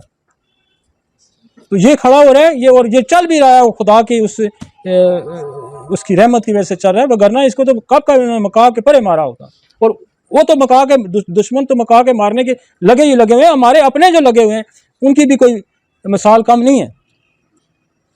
वो समझते हैं कौन आया में बस बात। और ऊपर से ये जो हमारा फेसबुक या ये जो यूट्यूब के, इसके बड़े फ़ायदे भी बहुत ज़्यादा हैं, लेकिन इस पर हर बंदा उठ के ना अपनी कारीगरी शो कर रहा होता है। और सुनने वाला जो होता है वो इनोसेंट होता है, कहता है ये भी ठीक कह रहा होगा, और वो कंफ्यूज कर रहा होता है। हमारे यहाँ बड़ा मसला ये है, हमारे यहाँ मसला ये है कि साइंस बिलीव करती है प्रैक्टिस पे, एक्सपीरियंस पे। हमारे जिस बंदे का क्लीनिंग चलता है ना, जो मरीज देखता है, उसको बोलना नहीं आता, ना वो बोलना चाहता है। जिसको कख नहीं आता, जिसकी क्लिनिकल प्रैक्टिस नहीं है, वो बोलता जाता है। वो बोल बोल के पैसे कमाता है क्योंकि उसका क्लीनिंग नहीं चलता। और जिसका क्लीनिंग चलता है वो वोकल है ही नहीं। वो वोकल इस वजह से नहीं, या तो उसको बात करनी नहीं आती, मैं बस उस पर शक तो नहीं कर सकता, हो सकता है उसको एक्सप्रेस करना नहीं आता हो। दूसरा यह है कि वो कमीना है, वो बताना ही नहीं चाहता। दो मिसाइल है ना। तो हमने तो ये कोशिश की है कि हमने जो क्लिनिक पे करते हैं, हम आपको बताते जा रहे हैं कि शायद यार हमने कल मर जाना है, अब इसको कितना क्या करेंगे, पैसे को इकट्ठा करके क्या करेंगे? उधर अदालत लगेगी, वो कहेगा मैंने तुम्हें इतना इल्म दिया था, तूने इसका इस्तेमाल क्या किया? पैसे कमाने के लिए किया खाली, या इस लोग मेरी मखलूक के लिए भी कुछ किया? तो बहुत दुनिया में कम लोग हैं। मैं पहले भी अक्सर बात करता रहता हूँ यार, एक बंदा कहते हैं जी बड़ी रिसर्च चाहिए, हमें रिसर्च के लिए जी करोड़ों रुपए चाहिए, बड़ी बड़ी बिल्डिंग चाहिए, यही कहते हैं ना लोग, तब रिसर्च हो जी। वो यार हनीमन के पास कौन सी बड़ी बिल्डिंग थी? एक टेबल था उसके बेचारे पास, एक कुर्सी थी उसके पास। उसकी एक टेबल, एक कुर्सी, एक बंदा, लाखों लोग उससे रिज़्क कमा के खा रहे हैं। दवाइयां बनाने वाले, सेल्समैन, दवाइयां बेचने वाले, जहां क्लिनिक खुलता है उसका मालिक किराया लेता है, उसमें जनाब बोतलें यूज हो रही हैं, उसमें गोलियां यूज हो रही हैं, कितनी फौज लगी हुई है इस पे। और एक बंदे की ना कोई उसके पास यूनिवर्सिटी थी, ना उसके पास कोई बहुत बड़ा सेंटर था, ना उसके पास कख नहीं था उस बेचारे के पास, और उसने दुनिया को एक ऐसा सिस्टम खड़ा करके दे गया। क्या जरूर आइंस्टाइन के पास कौन से करोड़ों रुपए थे? अर्शमीदस के पास कौन से करोड़ों रुपए थे? यार हनीमन के देखे ना, कौन से अरबों रुपए की उसने कोई यूनिवर्सिटी खोली हुई थी जिसमें हजारों बंदे रिसर्च पे काम कर रहे थे। वो बेचारा कोई भी अकेला खुद ही दवाइयां खा के प्रूव करता रहा, कोई दोस्तों के बता। तो उस पे करोड़ों लोग जो है ना इस वक्त उसके इस सिस्टम से रोटी खा रहे हैं, करोड़ों लोग। एक सिर्फ डॉक्टर को छोड़ दें, उस डॉक्टर के साथ कितने शोबे, वो दवाइयां बनाने वाला, ट्रांसपोर्ट वाला, वो रद्दी उठाने वाला, वो लिफाफे बनाने वाला, वो गोलियां बना, देखें कितनी पूरी इंडस्ट्री इस पे लगी हुई है। और उसकी हर कई भी बात पे, उसकी फिलॉसफी में पीएचडी होनी शुरू हो गई है, उसके मटीरियल मेडिकल का पीएचडी, थेराप्यूटिक्स पे पीएचडी शुरू हो गई है, एक बंदा। तो जो बंदा किसी को, कौम को, इंसानों को दुरुस्त सिमत पे लेके आता है, डायरेक्शन पे ले आता है, उसके लिए यूनिवर्सिटियों की भी जरूरत नहीं होती, उसके लिए बड़ी बड़ी रिसर्च लेबॉर्ट्रियों की भी जरूरत नहीं होती, उस दिमाग की जरूरत होती है, उस हिम्मत और हौसले की जरूरत होती है, उस बहादुरी और दलेरी की जरूरत होती है, उस फराख दिली की जरूरत होती है। उसके अंदर वो सखी भी होना चाहिए, वो दलेर भी होना चाहिए, वो वाला ज़र्ब भी होना चाहिए, तो फिर खुदा देता भी उसी को है ना, ये जिम्मेदारियां सौंपता भी फिर उसी को है। 200 साल हो गए ना, कोई और एनिमल अभी तक पैदा ही नहीं हुआ ना। और फिर उसके साथ जो अशर किया है हमने, उसके साथ जो हम खेले हैं, इसके बावजूद भी वो निकलता है, सिस्टम निकल रहा है, इसके बावजूद भी निकल रहा है। हर चपरासी भी गोली खा रहा है, वजीर भी खा रहा है, सिपाही भी खा रहा है, जर्नैल भी खा रहा है। बंदे एक का दिमाग था, इसलिए ये एक एक बंदा अगर इस सिस्टम को समझ आए, 2 लाख बंदा पाकिस्तान में से ज़्यादा प्रैक्टिस करता है, सिर्फ पाकिस्तान में, दुनिया में कितने लोग हैं, एक एक बंदा हनी मन की सोच, उसकी फिलोसफी और उसके अमल करना चाहे तो आप कितना फैल सकता है यार, दुनिया में एलिमिनेट हो जाए बाकी सिस्टम, खत्म ही हो जाए बाकी सिस्टम। लोग कहेंगे यही सिस्टम है असल। अब ये टाइप 1 में क्या कहता है, लैक ऑफ इंसुलिन कॉज क्या है, ऑटोइम्यून डिजीज के, इंसुलिन की कमी है, ऑटोइम्यून डिजीज की वजह से यूजुअली चिल्ड्रन में शुरू हो जाती है, और फिर सारी जिंदगी वो। इस टाइप 2 क्या है, इंसुलिन रेजिस्टेंस है, लाइफस्टाइल फैक्टर है, और यूजुअली अडल्ट में शुरू होती है। लाइफस्टाइल खर्चा खाई जा रहा है, पेप्सियां पी जा रहा है, बाल्टी गोश्त उड़ाई जा रहा है, सारा दिन बैठा हुआ है, आड़त की दुकान है, दुकान बैठा है, खाई जा रहा है, कमाई जा रहा है, कोई यूटिलाइजेशन ही नहीं है। 6 पेप्सियां उड़ा रहा है, बाल्टी गोश्त ले आओ, जब वो 2-4-5 साल खाता है, खुदा कहता है ना ये तेरे काम ही नहीं आएगा, ये जो आम का तू कमा रहा है ये तेरे काम नहीं आएगा। वही उसके खिलाफ यूज होना शुरू है, वही पैसा, वही रिज़्क, वही सब उसी के खिलाफ,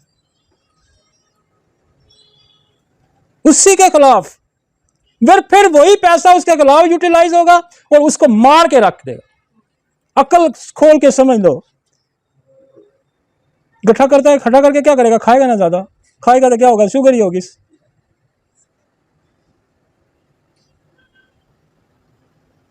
जेस्टेशनल डायबिटीज में क्या है, इंसुलिन रेजिस्टेंस है, इसमें भी इंसुलिन रेजिस्टेंस है, ड्यूरिंग प्रेगनेंसी है, और इसमें रिस्क फैक्टर है किसको, मदर को और बच्चे को। इसमें बच्चा मोटा हो जाता है तो इसमें रिस्क फैक्टर है, इसका इलाज भी हम आगे जाके करेंगे। लेकिन आप बात को समझते जाए, पहले हम समझें जी, पहले बात को समझें, इलाज की तरफ फौरन ना जाएं, पहले बात को समझें। जब आप बात समझ जाएंगे फिर आप इलाज कर लेंगे, हिट एंड ट्रायल पे नहीं जाना। एक सिरे 7वीं 8वीं दवाइयाँ तो मैंने इसको लिखवाई हैं, तो 8वीं दवाइयाँ तो हम एक बंदे को नहीं खिला सकते ना, इस तरीके से खिलाएंगे उसको, और सारी मज़े की दवाइयाँ, और उस बंदे के लिए वही मज़े की दवाई होगी जो उसके कॉजेटिव फैक्टर को उसकी सिम्टोमेटोलॉजी से मैच करेगी, वही उसकी दवाई होगी। आगे चलेंगे।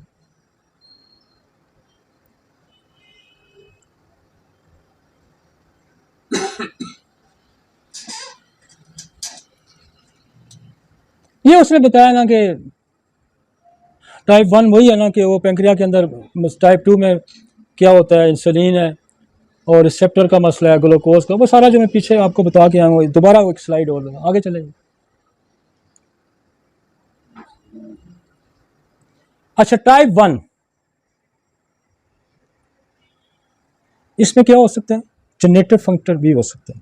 जैसे मैंने आगे ट्रीटमेंट में भी अपनी एक असेसमेंट लिखी है कि क्या क्या फैक्टर्स हो सकते हैं। जेनेटिक फैक्टर बड़ा आम है, ख़ानदान से वो जीन भी वीक लेके पैदा हुआ है तो उसको एड्रेस करना, मतलब ये ज़रूरी जानना होता है कि कहीं कैंसर तो नहीं है, कहीं टीबी तो नहीं है।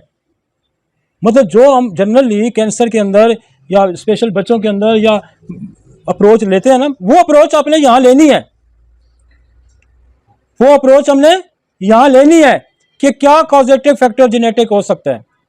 उसमें ट्यूबर लगानी है, उसमें कार्सिनोसन लगानी है, उसमें एक्सरे लगानी है, उसमें सिप्लिनियम लगानी है, उसमें कार्सिनोसन लगानी है, वो फैक्टर लेना है भाई पहले। उसने कहा जेनेटिक एंड एनवायरमेंटल, कोई एनवायरमेंटल भी हो सकता है। एक्टिवेशन ऑफ इम्यून सेल, ये टाइप 1 को बता रहा है। Activation of immune cell, autoimmune response के तौर पर बीटा सेल डिस्ट्रक्शन। वाज़ेह हो रहा है? ये पहले तो बैठा लें कि ये ऑटोइम्यून डिजीज है, इसने क्या करना है, इसने बीटा सेल को मारा है और उसकी प्रोडक्शन को क्या होगा, बीटा सेल डेफिशिएंसी हो जाएगी। बीटा सेल जब डेफिशिएंसी हो जाएगी तो इंसुलिन बनना कम हो जाएगा। अंडरस्टैंड जी? टाइप 1 समझ आ गई है? इलाज पे पहले समझ आए कि this is the autoimmune disease type 2। Genetic predispositions, constitutional factors, साख्ती फैक्टर्स, आपकी कॉन्स्टिट्यूशनल दवाइयाँ भी यहाँ काम करेंगी।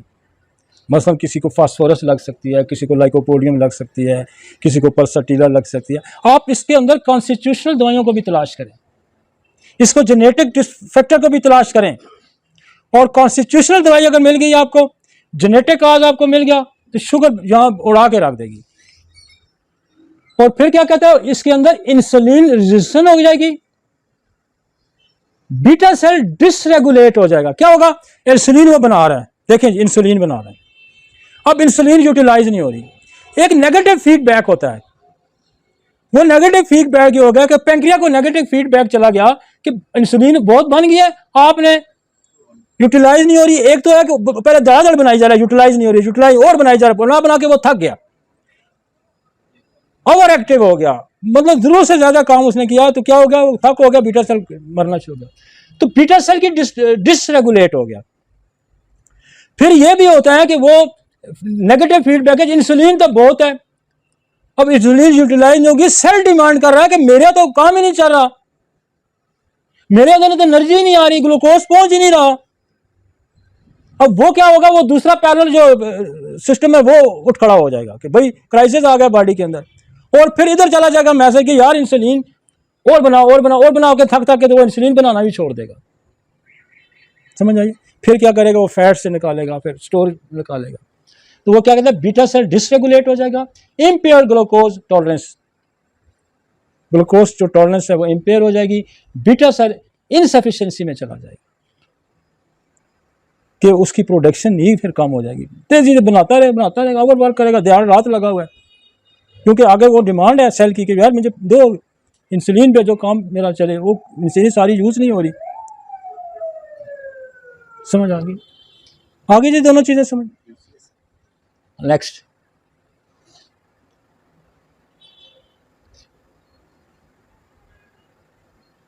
अब वो यही दोबारा उसने दिखाया कि इनसफिशिएंट इंसुलिन आ ही नहीं रही है, तो कि ग्लूकोज पे फिर रहा है ब्लड के अंदर। अब इंसुलिन आएगी तो यूटिलाइज होगा, अब इंसुलिन ही नहीं है तो यूटिलाइज कहाँ होगा। ये तो बिल्कुल जो सुने ना, चोली दामन का इनका साथ है कि इंसुलिन होगी तो ग्लूकोज, इंसुलिन है और अगर यूटिलाइज नहीं होगा तो फिर भी ग्लूकोज फिर रहा है। आगे चलेंगे,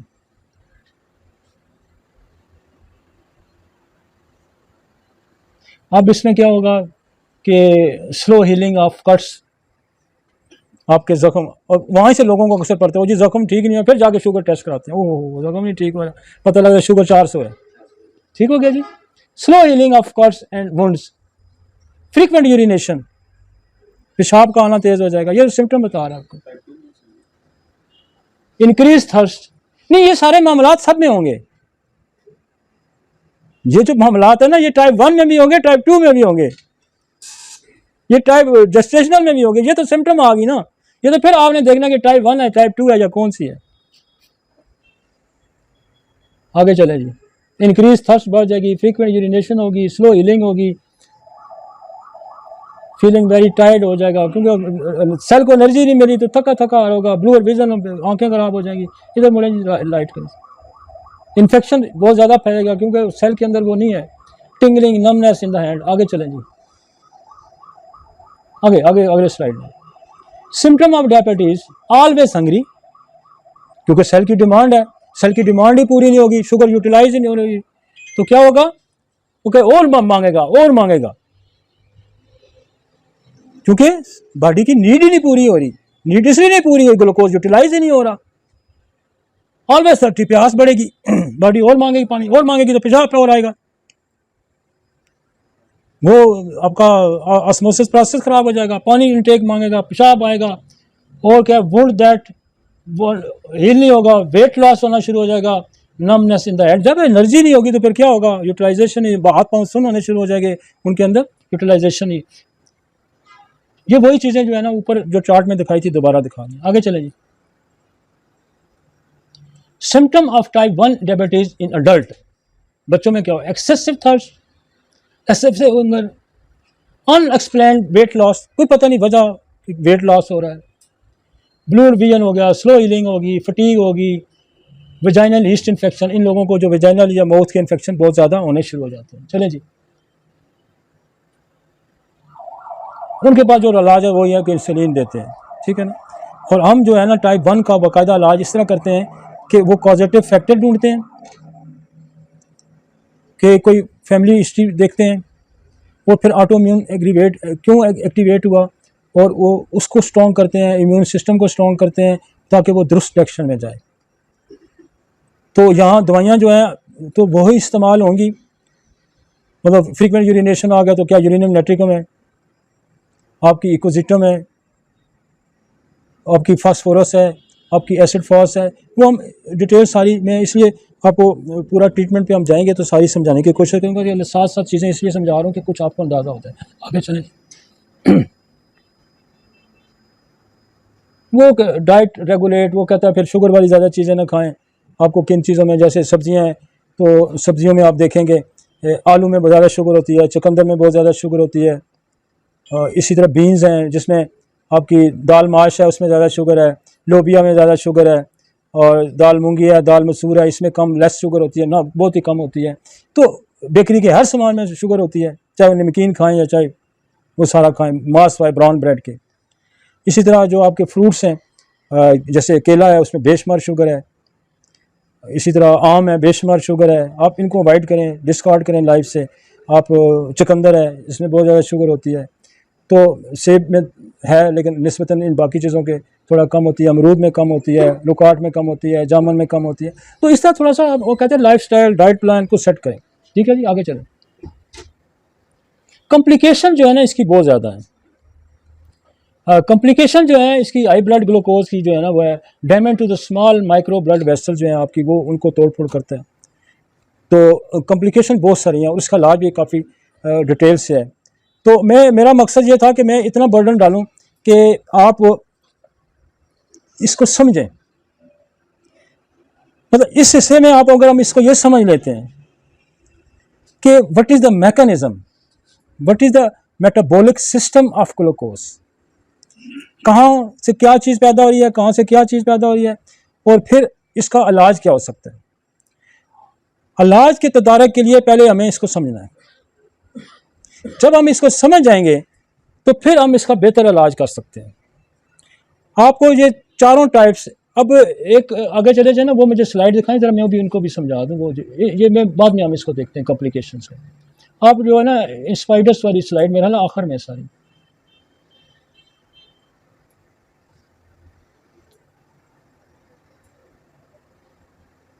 जेस्टेशनल ज़रा दिखा दें, ये इसका भी थोड़ा सा मैकेनिज्म समझ लें जेस्टेशनल का। आगे चलें, इससे आगे वाली स्लाइड दिखाएं, आगे वाली दिखाएं, ये समझने वाली जरूरी है। इसने pathophysiology of gestational diabetes mellitus, इसको समझें। Feto placental hormones, fetal placental hormones, ये एक हार्मोन रिलीज करते हैं जो रेजिस्टेंस का सबब बनता है।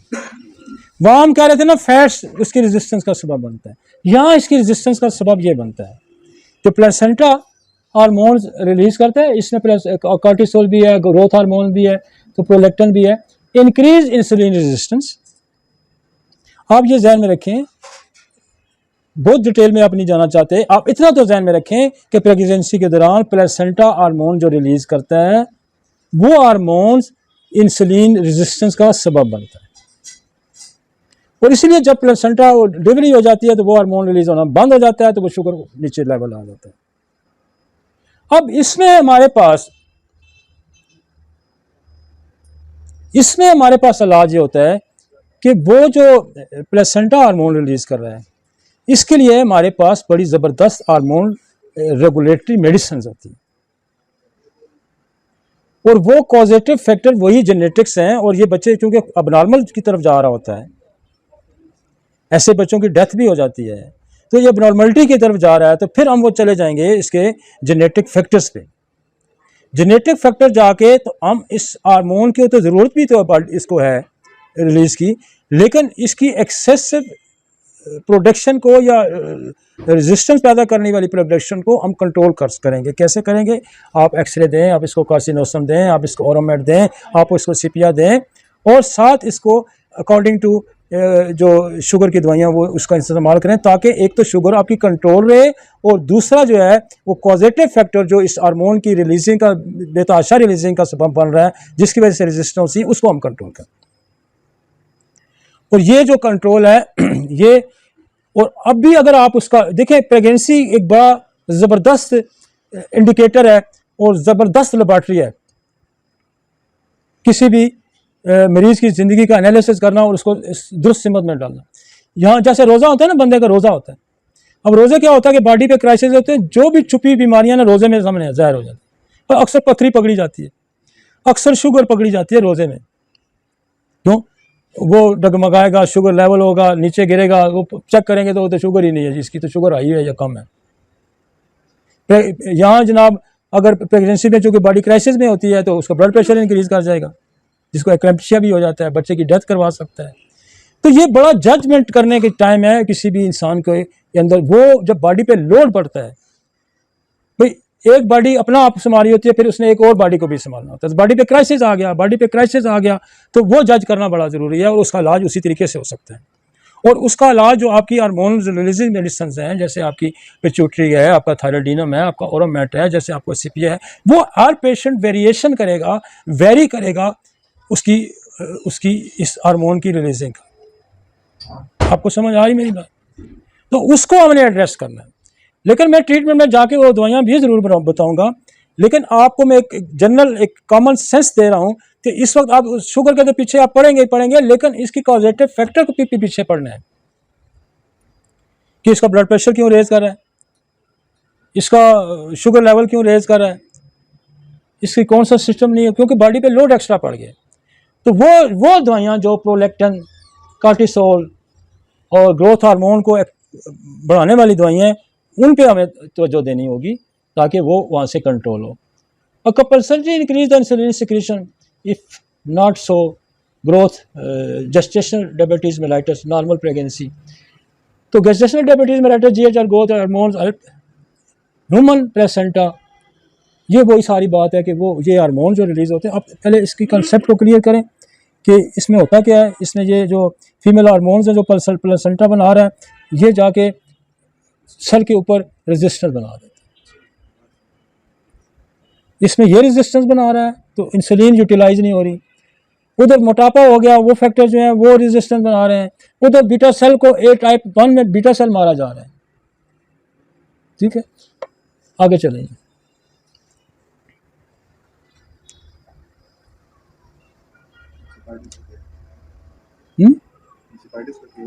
आगे चलें, स्पाइडर जरा दिखाते हैं। आगे चलें, इसकी वो कॉम्प्लिकेशन बता रहा है, थोड़ा पीछे। इसकी complication for the mother, high blood pressure हो सकता है, प्री क्लैम्पिया में आगे जिक्र किया वो हो सकता है, can affect mother and baby.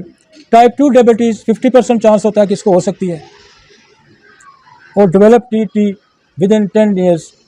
तो इसमें और बच्चे पे क्या इफेक्ट होता है, प्री मेच्योर बर्थ हो सकती है, एंड मेल फॉर्मेशन हो सकती है, रेस्पिरेटरी प्रॉब्लम्स हो सकते हैं, सांस के मसाइल हो सकते हैं, फीटल डेथ हो सकती है, मैक्रोसोमिया एक्सेसिव बर्थ वेट हो सकता है, और सिजेरियन बर्थ हो सकती है, हाइपोग्लाइसेमिया एंड हाइपरबिलिरुबिनुरिया हो सकता है, मतलब इसमें जरकान भी हो सकता है और हाइपोग्लाइसीमिया भी हो सकता है, obesity and type 2 diabetes in adult hold. ठीक हो गया। फिर जो बच्चा जब बड़ा होगा तो उसको शुगर जो है वो हो सकती है। आगे चलें, आगे चलें। ये टेस्ट हैं कुछ जो कराने हैं उसके, एक तो डायग्नोस्टिक टेस्ट है, use defect diabetes by based on the. एक तो हम सीधा शुगर फास्टिंग चेक कराते हैं। फास्टिंग जो होती है वो होती है 8 से 12 घंटे के दरमियान, और जो रैंडम होती है आफ्टर 2 आवर्स।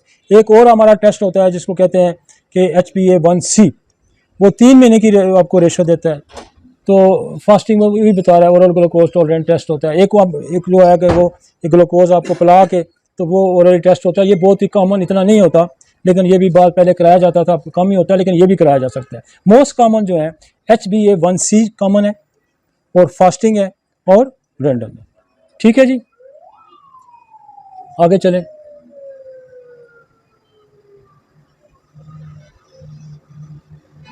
वो कहता है कि जो हमारा वो लेवल बता रहा है आपका, कि वो लेवल तो आजकल वैसे भी टेस्टों पे लिखा हुआ आ जाता है। जो प्री डायबिटिक होते हैं वो 5.7 से 6.4 तक अगर रेंज है तो उसको क्या कहते हैं, प्री डायबिटिक है। 5.5 से 5.7 से नीचे है तो नॉन डायबिटिक है, तो 6.4 से ऊपर है तो डायबिटिक है। ठीक है जी, इसलिए शुगर लेवल जो है वो आपका 80 और 125-24 के दरमियान फास्टिंग रहता है तो वो नॉर्मल है, और अब ऊपर वाला जो है वो 180-60 तक जाता है रैंडम, तो वो नॉर्मल है। ठीक है जी, आगे चलते हैं। ये वही बात है, आगे चलें, आगे चलें, आगे चलें, आगे चलें, आगे चलें, और आगे चलें, और आगे चलें। वही 180 है, वो टेस्टों की डिटेल बता रहा है। आगे चलते जाए, चलते जाए।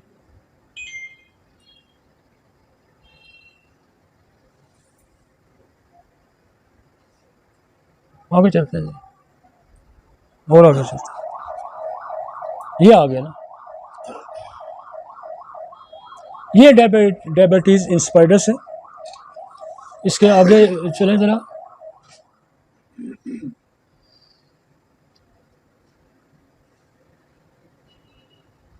इसमें होता है कि एक्सेसिव अमाउंट जो है ना वो यूरिन का आना शुरू हो जाता है, लेकिन उसमें शुगर नहीं होती।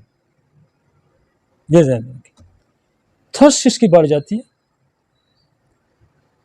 इन स्पाइडर्स में tasteless symptom, passing excessive tasteless, थोड़ा बड़ा करें। मेन कॉज प्यास बढ़ जाती है और पेशाब ज़्यादा आना शुरू हो जाता है। अगली वाली स्लाइड दिखाएं, अगली वाली स्लाइड। इसमें एंटी डायरेटिक हार्मोन जो पिट्यूटरी ग्लैंड ने देना होता है वो किसी न किसी वजह से या तो कम आ रहा होता है या वो बनना बंद हो जाता है। अब उसकी वजह ये भी हो सकती है कि हो सकता है उसको हेड इंजरी हो गई हो सकता है हेड इंजरी के बाद हो गया, तो फिर क्या करेंगे, हेड इंजरी का हम ट्रीटमेंट करेंगे ना। हो सकता है ब्रेन के अंदर, पिट्यूटरी के अंदर कोई ट्यूमर पैदा हो गया है, और वो जो है ADH जो है उसको, जो एंटी डायरेटिक हार्मोन्स है वो बनने का अमल वहाँ रुक गया है। ठीक है जी, आगे चला चुके। तो ये वो फैक्टर जो हैं, जरा इससे पीछे वाले ला जरा यार, इससे पीछे ला जरा थोड़ा सा, ये इससे अगली स्लाइड। अब वो कहते हैं डायबिटीज इंस्पायर्ड हिस्ट्री क्या है, होती है हेड इंजरी हो सकती है, पिट्यूटरी ट्यूमर हो सकता है, और कोई वहाँ कोई सर्जरी हो सकती है। तो इसमें जो है जो ADH है, ADH जो है वो पिट्यूटरी ने रिलीज करना है, और कहाँ है, वो किडनी पे आना है। किडनी ने यूरिन को देना है, आउटपुट कितनी देनी है, रखना कितना है, भेजना कितना है। वो किडनी पे एंटी डायरेटिक हार्मोन्स आएगा तो वो उसको कंट्रोल करेगी, वगरना वहाँ काम फ्री है, क्योंकि उसको पीछे से कमांड ही नहीं मिल रही। आपने एक मजदूर को लगा दिया कि ये खुदाई करनी है, अब जब तक आपने उसको ये इंस्ट्रक्शन नहीं देनी कि कितने टाइम तक करनी है, कितनी करनी है, 2 फुट करनी है, 4 फुट करनी है, वो तो लगा रहेगा कि साहब ने ऑर्डर दिया मैं खुदाई। तो कंट्रोलिंग अथॉरिटी कौन सी है, क्योंकि इसकी सिम्टम मिलती जुलती है। ये शुगर नहीं है, ये कंफ्यूजिंग शुगर है, और इसको मिलती जुलती है, इसलिए उन्होंने इसका नाम ही इंस्पाइडर्स डायबिटीज़ रख लिया। इसका मसला ये है कि आप ये ध्यान में रखें कि आपका ऊपर से जो हार्मोन है पिट्यूटरी से वो ही इनसफिशिएंट आ रहा है, कम आ रहा है या नहीं आ रहा। उसकी वजह उसने बता दी कि इंजरी हो सकती है, कोई वहाँ ख़राबी हो सकती है। अब एक और भी वजह हो सकती है कि बंदा पानी की प्यास उसकी किसी वजह से बढ़ गई है, और बाद लोग कहते हैं कि हैबिचुअल भी बहुत ज़्यादा पानी पीना शुरू हो जाते हैं, साइकोलॉजिकल इफेक्ट आ जाता है, दे पानी पी जा रहा है, दे पानी पी जा रहा है, तो क्या होगा, फिर यूरिन भी ज़्यादा पास करेगा।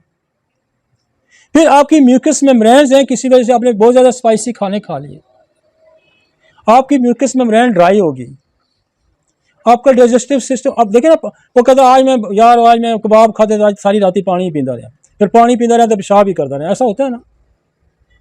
तो वो रिजेम्बलेंस है, वो क्या है, रिजेम्बलेंस है। तो जैसे आपको थर्स्ट की म्यूकस मेम्ब्रेन ड्राई हो तो हम क्या करेंगे, ब्रायोनिया देंगे। हम आर्सेनिक हमारे पास है, हमारे पास फास्फोरस है, हमारे पास एसिटिक एसिड है, आ रही समझ। तो यूँ उसकी थर्स्ट को हम कंट्रोल करेंगे ना। और इसमें जो बड़ी दवाइयाँ हैं, जैसे एक्विजिटम है। मेरे पास एक बच्ची आई है फैसलाबाद से, बच्ची की उसकी उम्र होगी कोई 20-22 साल। वो आई है, कहती है जी मैं पैदाशी तौर पर ये मुझे प्रॉब्लम है स्पाइडर्स का, और मैं पानी पीती हूँ, और मैं दिन में पता नहीं कितने लीटर पानी पी जाती हूँ, और मैं पेशाब हर घंटे 15 मिनट बाद पेशाब करी जा रही हूँ। और वो इसके लिए वो ADH हार्मोन देते हैं। वो कहती है मैं नहीं कंट्रोल हो रही। और मैं हमारी जब मैंने रेपर्टरी खोल के देखी तो उसमें बड़ी दवाई जो है ना एक्विजिटम है। मैंने उसको एंटीमियाजमेटिक दवाइयाँ दी और सिर्फ एक्विजिटम दी, और वो बच्ची 1 साल ठीक रही। अभी पिछले फिर मेरे पास ये कहती है जो दोबारा चुने, फिर मैंने रिपीट कर दी, अब फिर नहीं आई, इसका मतलब है ठीक है। तो इन स्पाइडर्स को बहुत अच्छा कंट्रोल होता है कि उसकी कॉजेटिव मतलब मियाजमेटिक मेडिसिन दें, कार्सिनोसम दे दें, ट्यूबर दे दें, मेडोरिनम दे दें, और इक्विजिटम बहुत अच्छा कंट्रोल। फास्फोरस भी है, और ये बड़ी दवाइयों में एसिड फास है नर्व्स को कंट्रोल करने वाली। तो प्यास आपकी जो है, एक तो ये हार्मोन ना पहुंचने की वजह से भी प्यास और पेशाब ज़्यादा, एक आपकी एक हैबिट भी हो सकती है, और किसी और डिजीज़ की वजह भी हो सकती है, और बहुत ज़्यादा आपका ईटिंग हैबिट भी वजह हो सकती है कि थर्स्ट बढ़ जाती है आपकी। इसलिए रोज़ों में लोग कहते हैं ना, वो ठंडी ठंडी चीज़ें खाएं, वो लेमन लें, फलाना लें, गर्म चीज़ें ना खाएं, कि आपकी प्यास बढ़ जाएगी। प्यास बढ़ी जाएगी तो क्या यही सिम्टम क्रिएट हो जाएंगे। प्यास पानी पिएंगे तो फिर पेशाब भी करेंगे। समझ आ गई जी। डायबिटीज़ इन स्पाइडर्स की समझ आ गई है। इसका शुगर से कोई ताल्लुक नहीं है, इसका ताल्लुक किसके से, ADH हार्मोन से है, और हैबिट है पानी की। उसके कॉजेटिव फैक्टर को एड्रेस करेंगे तो ये सिम्टम्स गायब हो जाएंगे। आगे चलें जी। लैक ऑफ ADH प्रोडक्शन और release of use depending on the type D diabetes in spiders, कि वो हार्मोन्स नहीं बन रहा। अब जब वो हार्मोन नहीं बन रहा तो क्या होगा, किडनी को इंफॉर्मेशन नहीं, कंट्रोलिंग अथॉरिटी कोई नहीं, यूरिन पास करेगा तो प्यास लगेगी। तो इसके लिए क्या होगा कि हम एक तो पेट्यूटरी के एरिया में वजह देके उसको भी स्ट्रेंथन करेंगे ना। वैसे भी तो खराबी वहाँ से चलती है ना, DNA, एप्थैलेमस, पेट्यूटरी, फिर बाकी ग्लैंड। तो इसमें एड्रेनल ग्लैंड का बड़ा रोल है। अच्छा, इसमें एड्रेनल ग्लैंड का एक सार्कोड है, वो भी बड़ा मजे का काम करता है, एड्रेनलिन एज ए हेल्पिंग के तौर पर आप उसका। फिर आप यूरिनेशन की जो बहुत एक्सेसिव यूरिन, आपकी यूरिनियम नाइट्रिकम है, उसमें भी एक्सेसिव यूरिनेशन होती है ना, वो भी इसको कंट्रोल करती है। एक्विजिटम में बहुत ज़्यादा एक्सेसिव यूरिनेशन होती है। मकसद भी बार बार यूरिनेशन होती है, बार बार जाएगा। तो यहां अप्रोच हम क्या लेंगे, वो दवाइयां जो थर्स्ट बढ़ाती हैं, वो दवाइयां जो यूरिनेशन बढ़ाती हैं, और वो कॉजेटिव फैक्टर जो ADH हार्मोन के बनने की रुकावट है, इंजरी है, ट्यूमर है, और कोई पैथोलॉजी। बेहतर समझ आ गई जी इन स्पाइडर्स। तो 4 मैं इसको करता हूँ, फिर ट्रीटमेंट, क्योंकि कॉम्प्लिकेशन भी रहती है। मैं एक लेक्चर में कहता हूँ डिटेल से, और क्योंकि अभी मैं बहुत ज़्यादा गट हो जाएगा, शायद आपको सारी चीज़ें मिक्सअप हो जाएंगी, क्योंकि मैं कॉम्प्लिकेशन जो है, और सबसे बड़ा इसको कंट्रोल करना, तो कंट्रोल तो ये हो ही जाती है। सबसे बड़ा दुनिया में इस वक्त चैलेंज जो है ऑल ओवर वर्ल्ड, ना सिर्फ आपको बल्कि ऑल ओवर वर्ल्ड बाकी सिस्टम को और मरीजों को भी चैलेंज है इसकी कॉम्प्लिकेशन का। आंखों से अंधे हो रहे हैं, लोग अंधे हो रहे हैं, पाँव कट रहे हैं, चलना फालज हो रहे हैं, पैरालिसिस हो रहे हैं, रीनल फेलियर हो रहा है, कॉस्कल जो है वेस्कुलर डिजीज, कार्डियोवैस्कुलर डिजीजेज हो रही हैं, हार्ट अटैक हो रहे हैं, बहुत मजे। ये इसलिए मैं एक लेक्चर पूरा आगे छोड़ रहा हूँ, ये बड़ा मजे का अगला हिस्सा इसका पार्ट 2 जो है वो ज़्यादा फ्रूटफुल होगा, वो ज़्यादा लोगों को फ़ायदा पहुँचाने वाला होगा। वो मैं ज़रा चीज़ें जो है ना, हो सकता है मुझे वो 2 लेक्चर पे मुझे जाना पड़े, कि उसमें देखें कॉम्प्लिकेशन बड़ी है। आपकी नर्वस सिस्टम डैमेज हो रहा है, आपका वेस्कुलर सिस्टम डैमेज हो रहा है, आपके आर्गन की एफिकेसी डैमेज हो रही है, आपके ब्रेन के अंदर मसाइल पैदा हो रहे हैं। तो ये शुगर की जो कॉम्प्लिकेशन है और सबसे ज़्यादा जो अच्छा एड्रेस करती है वो होम्योपैथी एड्रेस करती है। तो हमें क्या, हमने टाइप 1 समझी, क्या टाइप 1 क्या है जी, ऑटोइम्यून है, वो क्या सेल मारते हैं। टाइप 2 हमने समझी कि वो इंसुलिन रेजिस्टेंस है या insufficiency of the insulin production है। और जेस्टेशनल को हमने क्या समझा कि प्लेसेंटा हार्मोन रिलीज करता है। और टाइप स्पाइडर्स को हमने क्या समझा कि ये जो है ये बेसिकली शुगर से इसका कोई ताल्लुक नहीं है, ये किडनी का फंक्शन जो है वो क्या होगा, उसको कंट्रोलिंग अथॉरिटी जो ऊपर से आ रहा है एडीएच वो नहीं आ रहा, वो कंट्रोल नहीं हो रहा, या वो कंट्रोल क्यों नहीं हो रहा, वो ट्यूमर हो सकता है, कोई इंजरी हो सकती है, कोई और काज हो सकता है, और फिर एक्चुअल कॉज कोई दस्त का हो सकता है, पानी ज़्यादा पीता है तो वो पानी ज़्यादा पिएगा तो सिम्टम यही आएंगी। समझ आ जाएगी, इतना तो समझ आ गया, मतलब ये चीज़ें आपको समझ आ गई। तो इसका मतलब है आज शुगर का एक हिस्सा आपको समझ आ गया। वन मैं अभी मैं दवाइयाँ थोड़ी सी लग, वन जो है वो पार्ट जो डायग्नोस्टिक पार्ट है, जो मैकेनिज्म है, जो इसका ग्लूकोज का मेटाबॉलिक सिस्टम है, वो आपको समझ आ गया। जब वो आपको समझ आ गया तो आपको जो मैं 57-60 के करीब दवाइयाँ बताने लगा ना, फिर आपको हर दवाई की समझ आ गई। जब आप उस दवाई को मटीरियल मेडिका में पढ़ेंगे ना, फिर आपको लग मजा आ जाएगा कि यार अब मुझे समझ आई, सारी जिंदगी में प्रैक्टिस किया, मुझे समझ लगी कि ये शुगर होती क्या है, किस बला का नाम है। आगे जाएं जी, जरा 1 मिनट वो मेडिसिन की लिस्ट देखते हैं, आगे चलते जाए चलते जाए चलते जाए चलते जाए चलते जाए।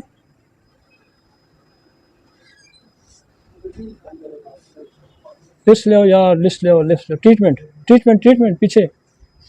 अच्छा, ट्रीटमेंट में देखें जी, आपने जेनेटिक इश्यूज को एड्रेस करना है, फैमिली हिस्ट्री को एड्रेस करना है, ऑटोइम्यून को एड्रेस करना है, एक्वायर्ड डिजीजेस को डिस्कस के बंदे ने क्या होल डिजीज को वो भी काज बन सकती है, मेंटल डिसऑर्डर को एड्रेस करना है, ओरिजिनेट कॉज क्या है, कहाँ से ये काम शुरू हुआ है उसको डिस्कस करना है, अलाइड पैथोलॉजी एंड कॉम्प्लिकेशन हमने देखनी है, मियाजमेटिक ग्रुप ऑफ मेडिसिन देखना है, रिसोर्स ग्रुप का और जनरल मेडिसिन का। अब मेडिसिन की एक लिस्ट मैंने लिखाई थी है इस पे, ये आ गई लिस्ट ऑफ मेडिसिन जी। देखें जी, एक्सरे है, कार्सिनोसन है, कार्सिनोसन को है, कार्सिनोसन ग्लैंड है, ट्यूबरक्लोनियम है, मेडोरिनम है, सिफलिनियम है, ये हमने कॉजेटिव फैक्टर जेनेटिक को एड्रेस करके ये डाले हैं, ठीक है जी। उसके बाद एलेक्सोन है जो बीटा सेल को डेथ करवाता है, इंसुलिन है, और बहुत सारे लोग इंसुलिन लेते हैं तो हम उनको इंसुलिन को देते हैं तो उसके साइड इफेक्ट भी खत्म करती है, और बहुत सारे टॉक्सिक पैंक्रियाटिनम है, ये पैंक्रिया का सार्कोड है, कॉस्टिकम है, पैरालिटिक जब आएंगी, प्लममेट है, ओपियम है, कालीफास है, यूरिन नेट्रम सेल, मैक्सल्फ, ग्लिसरीनम है, फ्लोरोजीन है, कोडिनियम है, हेलिबोरस है, आर्सेनिक ब्रोम है, एसिड फॉस है, आर्सेनिक एल्बम है, फास्फोरस है, सेफलेंड्रा है, कैटेगस है, जिनसिंग है, जिमिनाई है, एलोनियाज है, लाइकोपोडियम है, आयरस वर्सिकुलर है, लैक्टिक एसिड है, क्यूरेरे है, पेप्सिनम है, फेजुलस है, साइजीजियम है, टेरेंटोला, हिस्पेनिया क्यूबेंसिस, आगे कोका, मास्कस, अर्जेंटम लैट्रिकम, यूरिया, एब्रोमा, कार्बोलिक एसिड, लैट्रोम्योर, ignatia, staphysagria, thuja, equisetum, bovista, स्केल कार, स्लेशिया, एंथ्रेक्सिनम, ग्रेफाइट, लेक्सिस, sulphur, calcarea, thyroidinum, terebinthina, pituitary, सैक्रम, कैंथरस हैं। ये दवाइयाँ पढ़ें, फिर अगली दफ़ा डिस्कस होगी इन पे, ठीक है जी। दैट इज एंड जी। कोई ठीक हो गया?